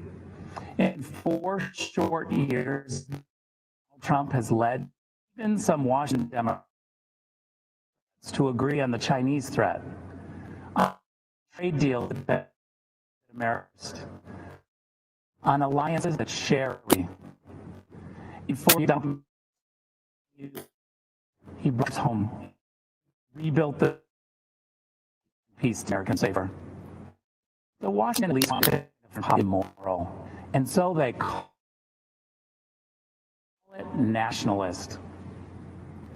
Tells you all you know. The DC, when they call a nationalist, they're insulting him, as if the American president isn't supposed to America's national interests. A return to the Biden way of thinking, America gives the radical terrorist regime in Tehran a plane load of cash in the middle of the night. Well, see, President Trump also sent an aircraft in the middle of the night to deal with Iran.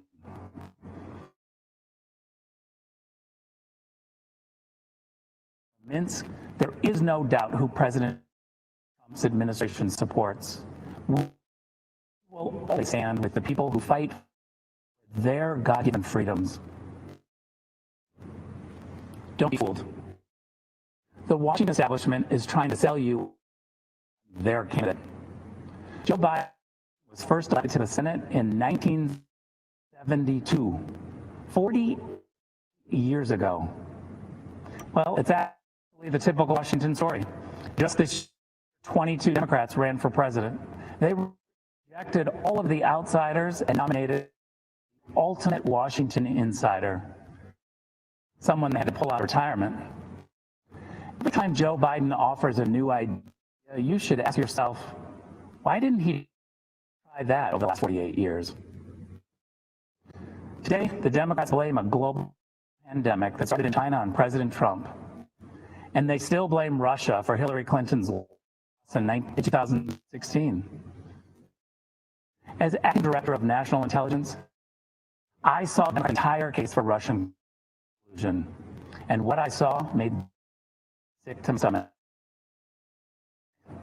The Obama-Biden administration secretly launched a surveillance operation on the Trump campaign and silenced many brave intelligence officials who spoke up against it. They presented information as facts, lied to judges, then they classified anything to undermine their case. And after Donald Trump won the election, when they should have continued the American tradition of helping the president-elect transition into the White House, they tried to undercut him even more. Former Vice President Joe Biden asked intelligence officials to uncover the hidden information on President Trump's incoming national security advisor 3 weeks before the inauguration. That's the Democrats. Between surveillance, classifications, leaks, and puppet candidates, never want the American people to know who's actually calling the shots. But with Donald Trump, you always know exactly who is in charge. Because the answer is you're in charge. Lobbyists, not special interests, warmongers or China sympathizers or globalization fanatics. With Donald Trump, Mike Pence in the White House, the boss of the American people, President Trump rightly calls his foreign policy America First. America First does not advance the interests of one group of Americans at the expense of another. It has no bias about red or blue, educated or not educated, urban or rural.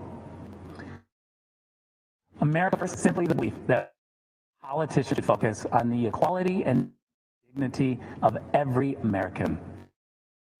And if this duty is fulfilled by promoting the safety and wealth of the American people above all else, that's America First. The Trump doctrine.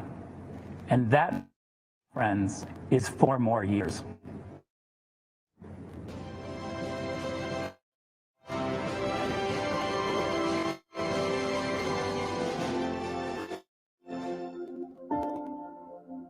By dawn's early light, millions of Americans give thanks for this land, our liberties, and those who defend it.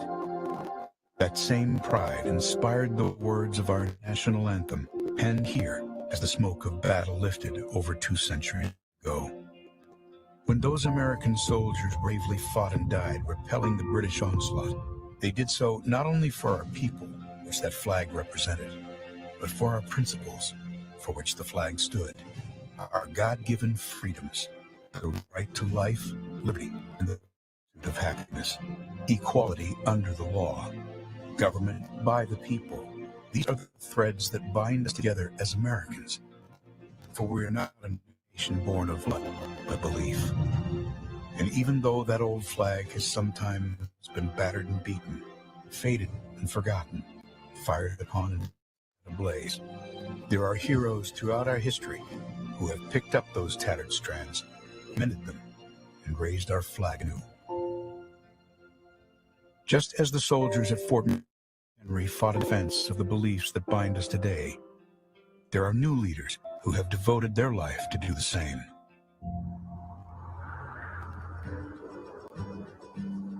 Greetings across the amber waves of grain. This is Mike Pence. Across Indiana highways and homes, his voice warmly welcomed Hoosiers. Mike Pence filled the radio waves with conservative commentary, guarding our American ideals. But much like the man who inspired him, Mike didn't grow up a Republican.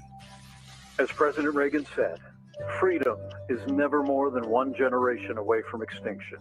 His grandfather was a hard-working Irish immigrant who drove a bus to provide for his family. His father served our nation bravely in the Korean War and earned a Bronze Star. Mike was the 3rd of 6 children, raised here in Columbus, Indiana, with a cornfield in his backyard. The foundation. There are new leaders who have devoted their life to do the same.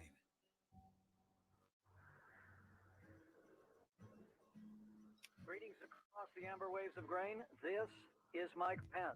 Across Indiana highways and homes, his voice warmly welcomed Hoosiers each morning. Mike Pence filled the radio waves with conservative commentary, guarding our American ideals.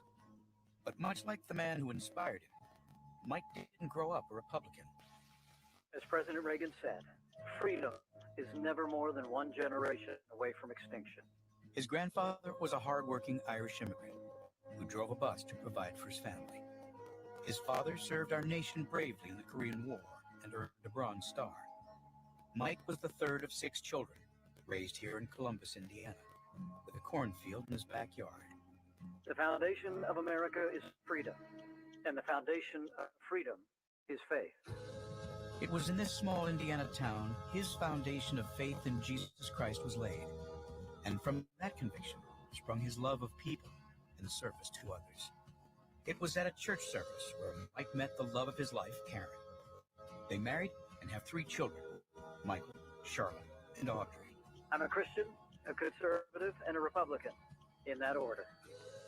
Mike became the president of a free market think tank, the host of a statewide conservative radio show, and then a congressman. In Washington, Mike quickly became known as a foremost defender of freedom. He led conservatives in the fight to protect our time-honored values of family, faith, life, liberty, and limited government. Our nation's strength begins at home, because strong families make a strong America. Mike earned the trust of the people of his state and became the 50th governor of Indiana. He delivered the largest state tax cut in Indiana history, expanded school choice, led the country in manufacturing, and helped more Hoosiers get to work than ever before. But he wasn't through. ABC News has learned that Donald Trump will choose Indiana Governor Mike Pence to be his running mate. I would like to introduce a man who I truly believe will be the next vice president of the United States, Governor Mike Pence. As our vice president, Mike Pence has held tightly to those threads of freedom woven through our history. Leading with those principles alongside President Trump, our nation experienced prosperity like never before. He is solid as a rock. He's been a fantastic vice president. And now, in these uncertain days, we are equipped to overcome. In times of trouble, some call to retreat from those ideals. But Americans throughout history have lifted them in triumph, hope, and resilience. Mike Pence knows those stars and stripes do not merely represent who we are, but more importantly, what we can be. As the sun rises again on America, we lift our eyes to those lofty truths to guide our country and every one of us to greater heights. In this land of free and home of the brave. Vice President Mike Pence.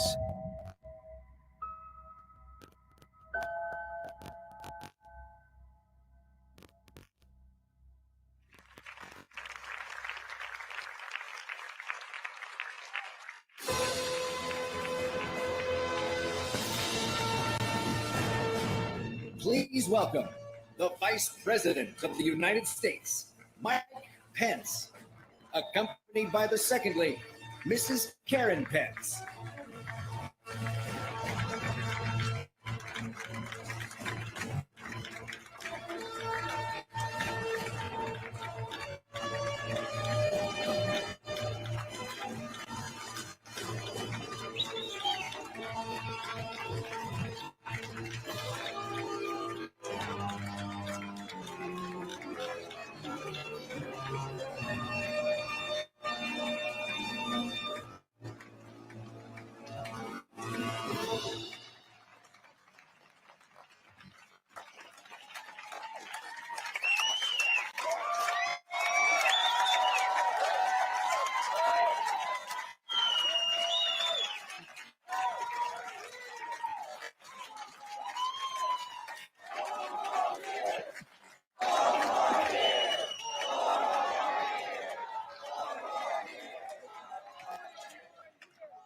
Good evening, America. It's an honor to speak to you tonight from the hallowed grounds of Fort McHenry. the site of the very battle that inspired the words of our national anthem. Those words have inspired this land of heroes in every generation since. It was on this site 206 years ago when our young republic heroically withstood a ferocious naval bombardment from the most powerful empire on earth. They came to crush our revolution, to divide our nation, and to end the American experiment.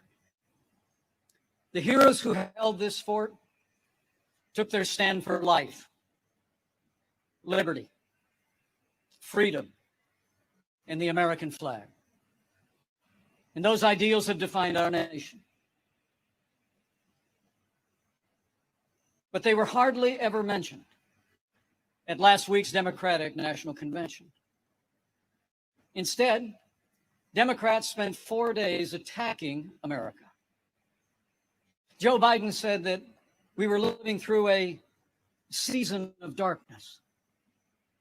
But as President Trump said, where Joe Biden sees American darkness, we see American greatness.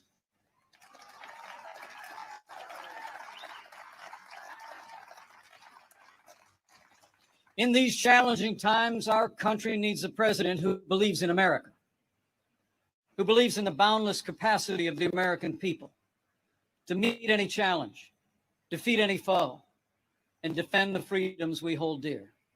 America needs 4 more years of President Donald Trump in the White House.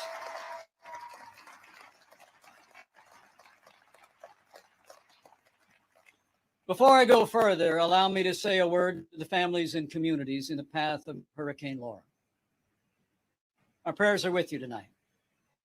And our administration is working closely with authorities in the states that will be impacted. FEMA has mobilized resources and supplies for those in harm's way. This is a serious storm, and we urge all those in the affected areas to heed state and local authorities. Stay safe, and know that we'll be with you every step of the way to support, rescue, respond, and recover in the days and weeks ahead. That's what Americans do.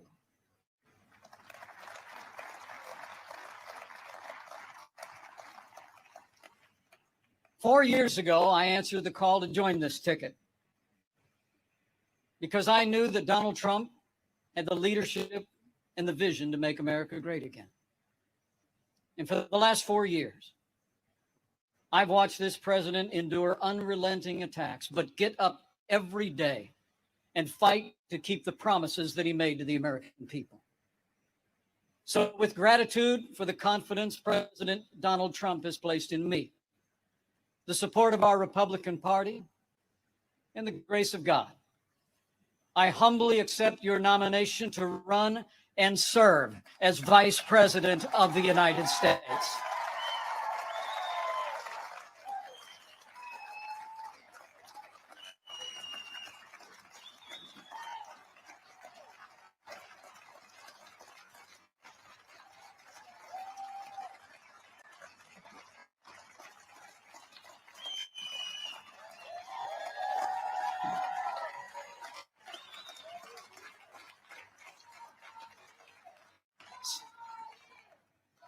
Serving the American people in this office has been a journey I never expected.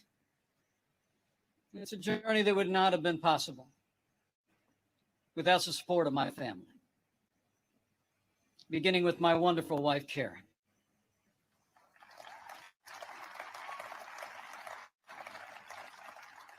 She's a lifelong school teacher, an incredible mother to our 3 children. And she is one outstanding Second Lady of the United States. I'm so proud of her.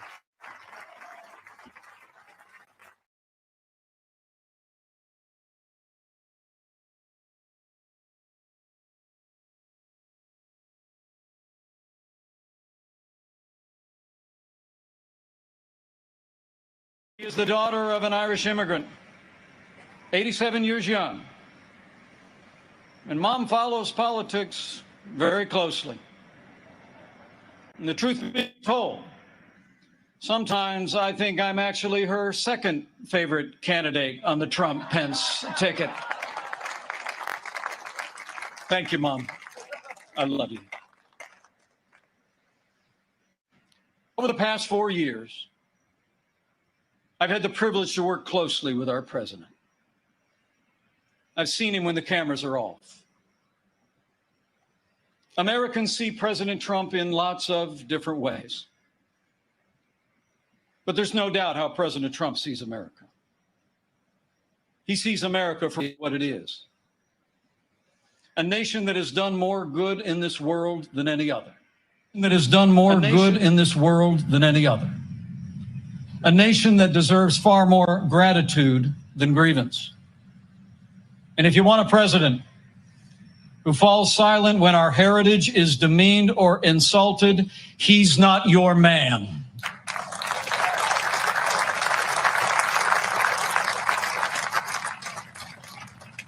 Now, we came by very different routes to this partnership. And some people think we're a little bit different. But you know, I've learned a few things watching him. Watching him deal with all that we've been through over the past 4 years. He does things in his own way. But there's no doubt how President Trump sees America.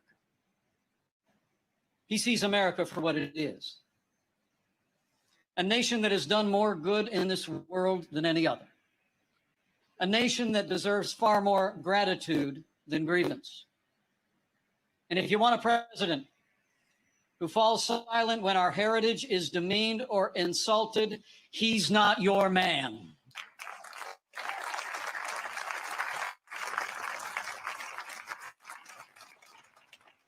Now, we came by very different routes to this partnership. And some people think we're a little bit different.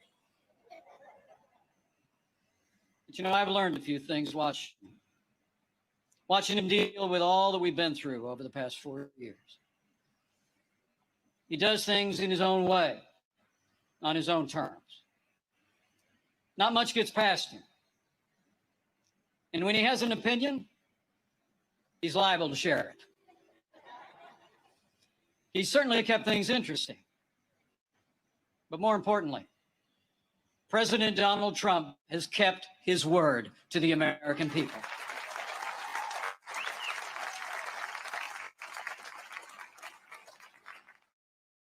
Increase in our national defense since the days of Ronald Reagan, and created the first new branch of our armed forces in 70 years, the United States Space Force.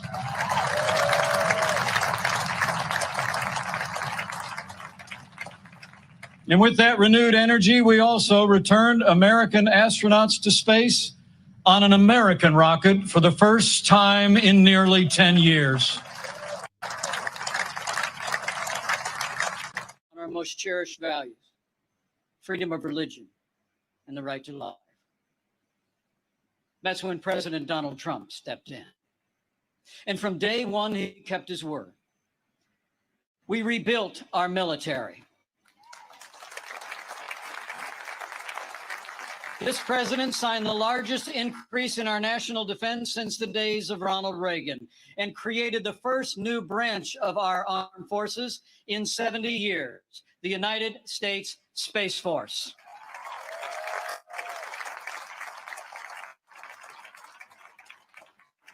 And with that renewed energy, we also returned American astronauts to space on an American rocket for the first time in nearly 10 years.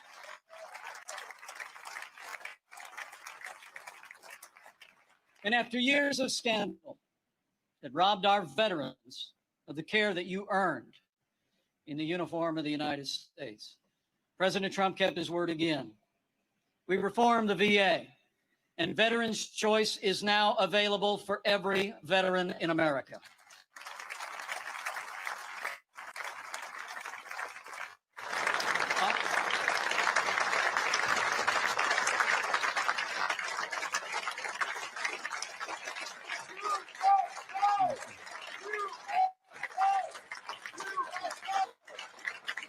With heroes just like these, we defend this nation every day.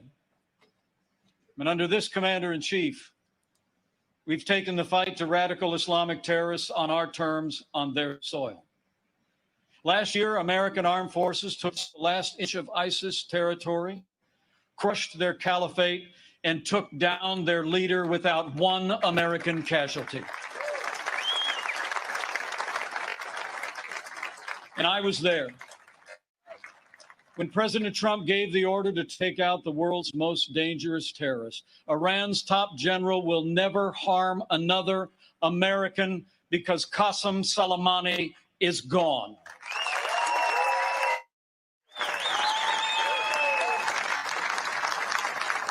My fellow Americans, you deserve to know. Joe Biden criticized President Trump following those decisions. Decisions to rid the world of two terrorist leaders. But it's not surprising, because history records that Joe Biden even opposed the operation that took down Osama bin Laden. It's no wonder that the Secretary of Defense under the Obama-Biden administration once said that Joe Biden has been, and I quote, wrong on nearly every major foreign policy and national security issue over the past 4 decades. So we've stood up to our enemies, and we've stood with our allies. Like when President Trump kept his word and moved the American embassy to Jerusalem, the capital of the state of Israel, setting the stage for the first Arab country to recognize Israel in 26 years. Closer to home, we appointed more than 200 conservative judges to our federal courts. We supported the right to life and all the God-given liberties enshrined in our Constitution, including the Second Amendment right to keep and bear arms. And when it came to the economy, President Trump kept his word and then some. We passed the largest tax cut and reform in American history. We rolled back more federal red tape than any administration ever had. We unleashed American energy and fought for free and fair trade.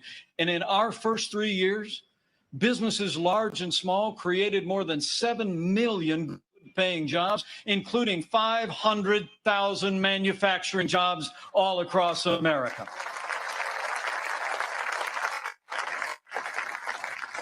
Our country became a net exporter of energy for the first time in 70 years.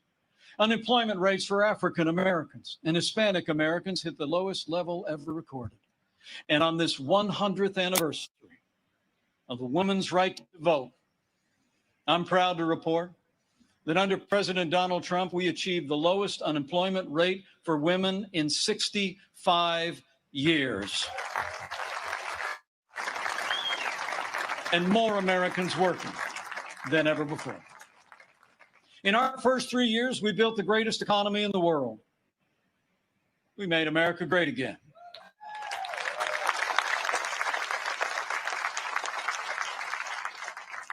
And then the coronavirus struck from China.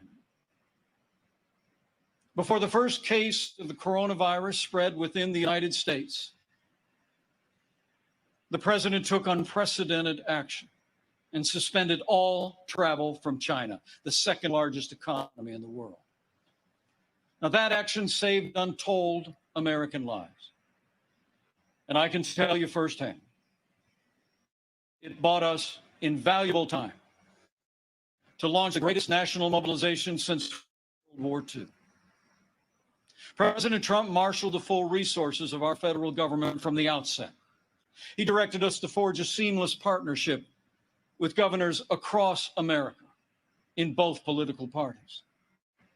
We partnered with private industry to reinvent testing and produce supplies that were distributed to hospitals around the land. Today, we're conducting more than 800,000 tests a day, and we have coordinated the delivery of billions of pieces of personal protective equipment for our amazing doctors, nurses, and healthcare workers.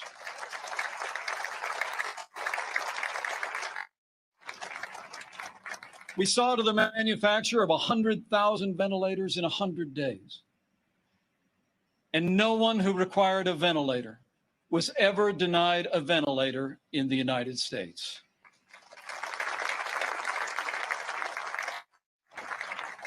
We built hospitals, urged military medical personnel, and enacted an economic rescue package that saved 50 million American jobs. As we speak, we're developing a growing number of treatments known as therapeutics, including convalescent plasma, that are saving lives all across America. Now, last week, Joe Biden said that no miracle is coming. Well, what Joe doesn't seem to understand is that America is a nation of miracles. And I'm proud to report that we're on track to have the world's first safe, effective coronavirus vaccine by the end of this year.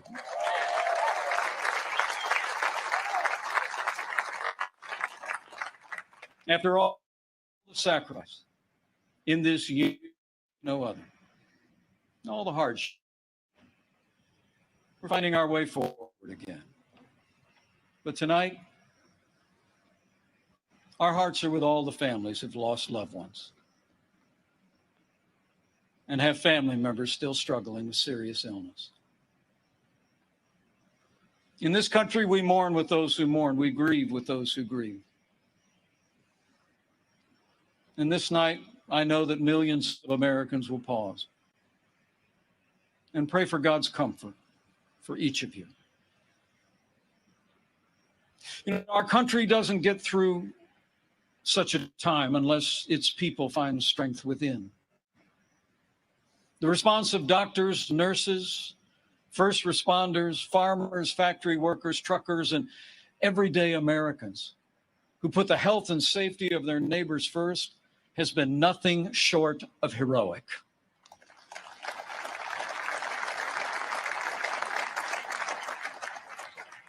Veronica Sayez put on her scrubs every day in and day out, went to work in one of New York City's busiest hospitals. She stayed on the job, put in the long hours until it was done, and then got back in her neighborhood and helped neighbors and friends struggling. Her brother William is a New York City firefighter. And they're both emblematic of heroes all across this country. They're with us tonight. And I say to them and to all of you, you have earned the admiration of the American people, and we will always be grateful for your service and care.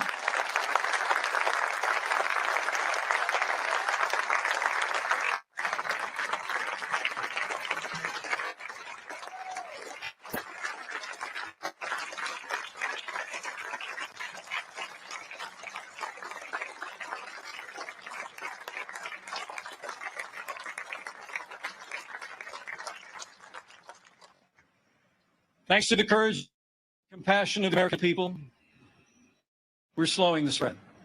We're protecting the vulnerable. And we're saving lives. And we're opening up America again. Because of the strong foundation that President Trump poured in our first 3 years, we've already gained back 9.3 million jobs in the last 3 months alone.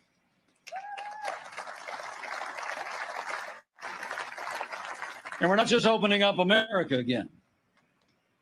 We're opening up America's schools.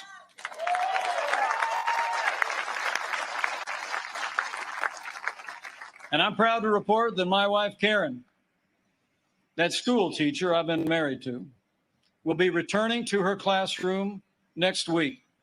And so to all of our heroic teachers and faculty and staff, thank you for being there for our kids. We're going to stay with you every step of the way.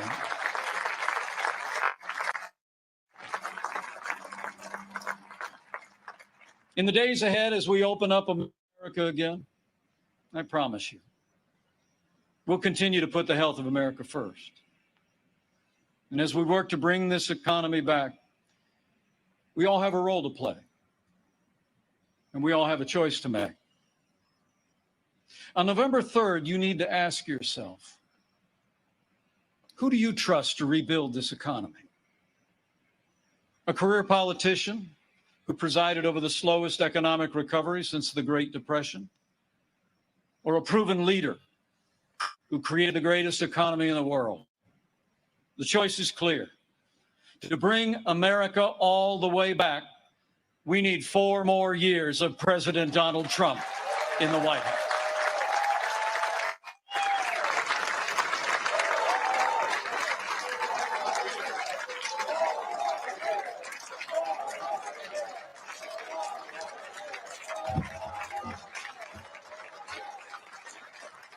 My fellow Americans, we're passing through a time of testing. But in the midst of this global pandemic, just as our nation had begun to recover, we've seen violence and chaos in the streets of our major cities. President Trump and I will always support the right of Americans to peaceful protest. But rioting and looting is not peaceful protest. Tearing down statues is not free speech. And those who do so will be prosecuted to the fullest extent of the law.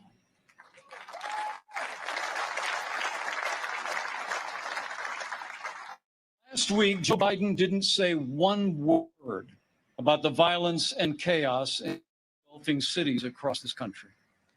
So let me be clear. The violence must stop. Whether in Minneapolis, Portland, or Kenosha, too many heroes have died defending our freedom to see Americans strike each other down. We will have law and order on the streets of this country for every American of every race and creed and color.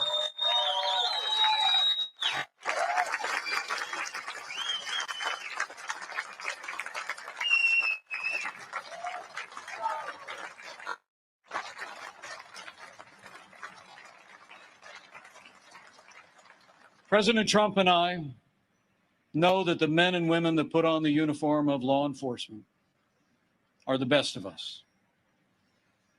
Every day, when they walk out that door, they consider our lives more important than their own. People like Dave Patrick Underwood, an officer in the Department of Homeland Security's Federal Protective Service,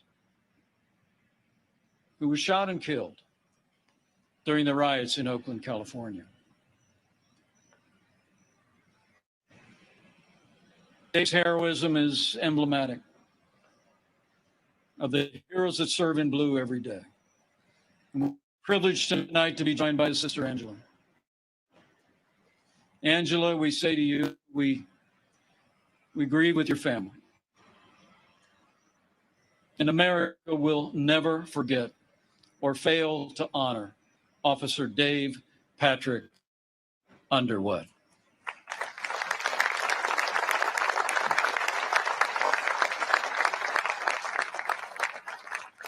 The American people know we don't have to choose between supporting law enforcement and standing with our African American neighbors to improve the quality of their lives, education, jobs, and safety.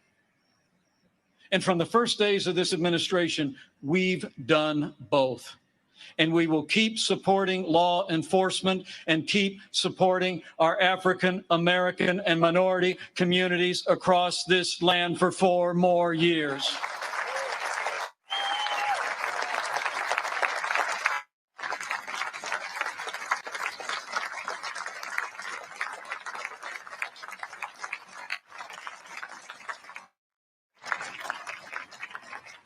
Joe Biden says that America is systemically racist and that law enforcement in America has, and I quote, an implicit bias against minorities. When asked whether he'd support cutting funding to law enforcement, Joe Biden replied, yes, absolutely.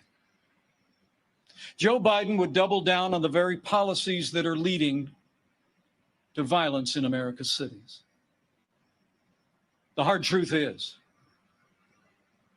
You won't be safe in Joe Biden's America. And under President Trump, we will always stand with those who stand on the thin blue line, and we're not going to defund the police, not now, not ever.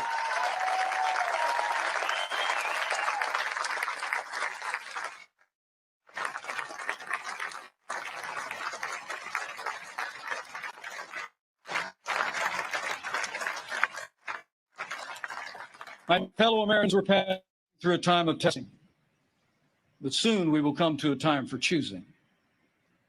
Joe Biden has referred to himself as a transition candidate, and many were asking, transition to what?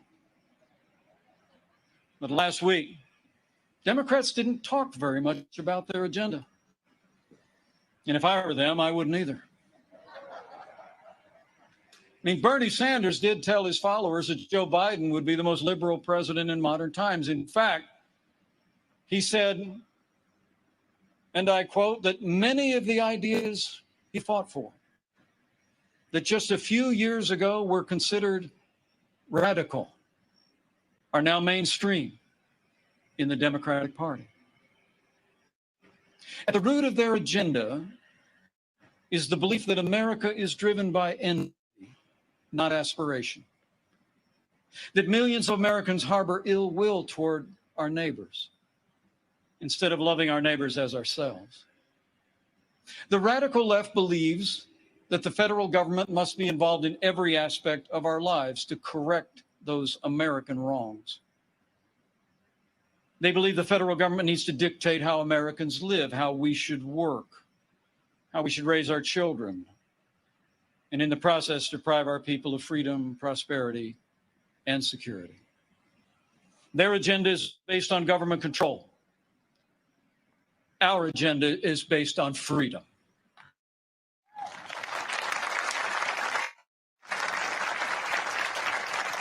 Where President Trump cut taxes, Joe Biden wants to raise taxes by nearly $4 trillion. Where this president achieved energy independence for the United States, Joe Biden would abolish fossil fuels, end fracking, and impose a regime of climate change regulations that would drastically increase the cost of living for working families. Where we fought for free and fair trade, and this president stood up to China and ended the era of economic surrender, Joe Biden has been a cheerleader for communist China. He wants to repeal all the tariffs that are leveling the playing field for American workers. And he actually criticized President Trump for suspending all travel to China at the outset of this pandemic. Joe Biden is for open borders, sanctuary cities, free lawyers, and health care for illegal immigrants. And President Trump, he secured our border and built nearly 300 miles of that border wall. Joe Biden wants to end school choice. And President Trump believes that every parent should have the right to choose where their children go to school, regardless of their income or area code. President Trump has stood with apology for the sanctity of human life every day of this administration. Joe Biden, he supports taxpayer funding of abortion right up to the moment of birth. When you consider their agenda, it's clear. Joe Biden would be nothing more than a Trojan horse for the radical left. The choice in this election has never been clearer, and the stakes have never been higher. Last week, Joe Biden said democracy's on the ballot. And the truth is, our economic recovery is on the ballot. Law and order are on the ballot. But so are things far more fundamental and foundational to our country. In this election, it's not so much whether America will be more conservative or more liberal, more Republican or more Democrat. The choice in this election is whether America remains America. It's whether we will leave to our children and our grandchildren a country grounded in our highest ideals of freedom, free markets, and the unalienable right to life and liberty, or whether we will leave them a country that's fundamentally transformed into something else. We stand at a crossroads, America. President Trump has set our nation on a path of freedom and opportunity. Joe Biden would set America on a path of socialism and decline. But we're not going to let it happen.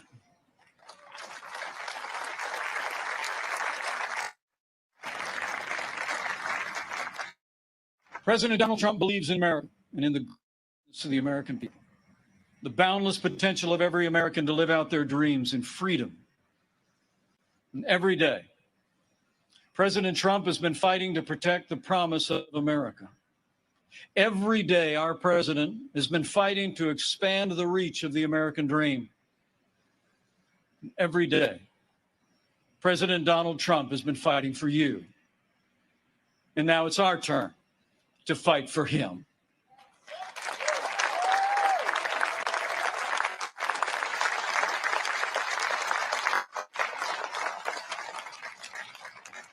On this night in the company of heroes, I'm deeply grateful. Deeply grateful for the privilege of serving as vice president of this great nation and to have the opportunity to serve again. I pray to be worthy of it, and I will give that duty all that's in me. In the year 2020, the American people have had more than our share of challenges. But thankfully, we have a president with the toughness, energy, and resolve to see us through. Now, those traits actually run in our national character. As the invading force learned on approach to this fort in September of 1814, against fierce and sustained bombardment, our young country was defended by heroes, not so different from those who are with us tonight. The enemy was counting on them to quit, but they never did. Fort McHenry held, and when morning came, our flag was still here.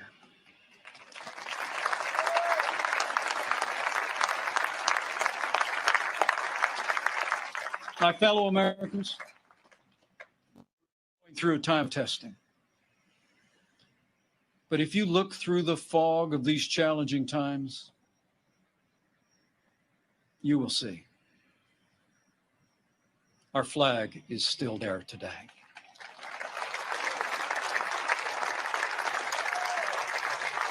That star-spangled banner still waves over the land of the free and the home of the brave.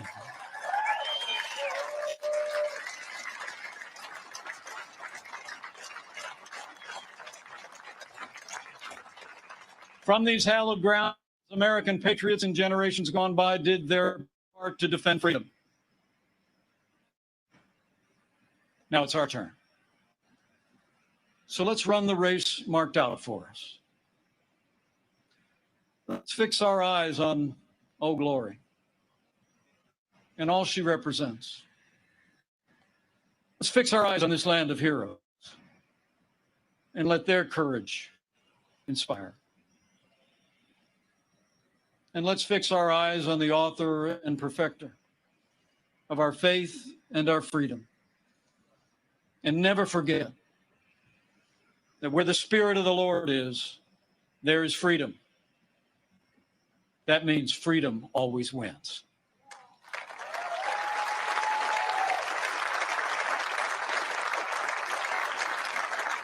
My fellow Americans, thank you for the honor of addressing you tonight and the opportunity to run and serve again as your vice president.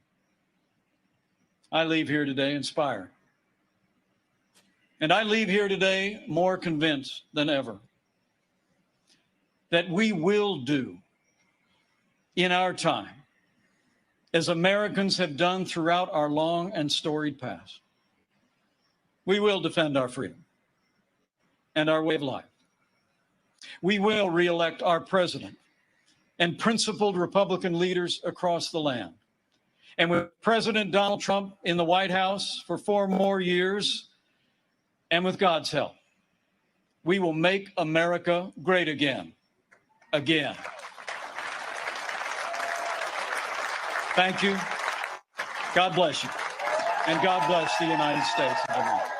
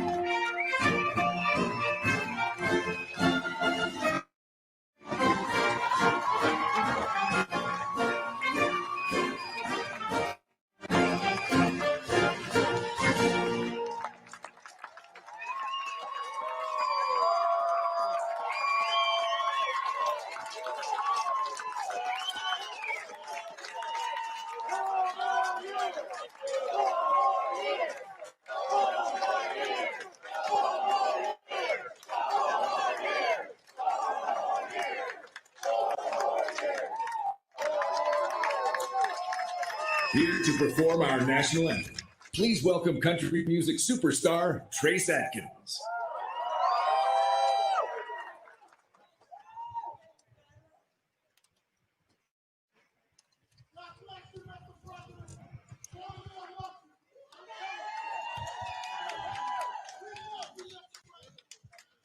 Oh, say, can you see by the dawn's early light what so proudly we hailed at the twilight's last gleaming, whose broad stripes and bright stars through the perilous fight o'er the ramparts we watched were so gallantly streaming, and the rocket's red glare, the bombs bursting in air, gave proof through the night that our flag was still there. Oh, say does that star-spangled banner yet wave o'er the land of the free and the home of the brave.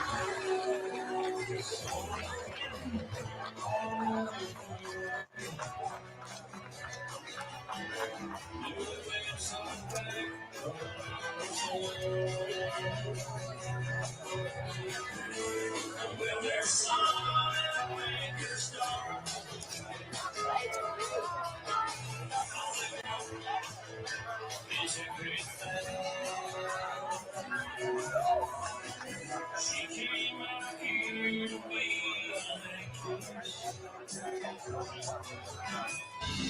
a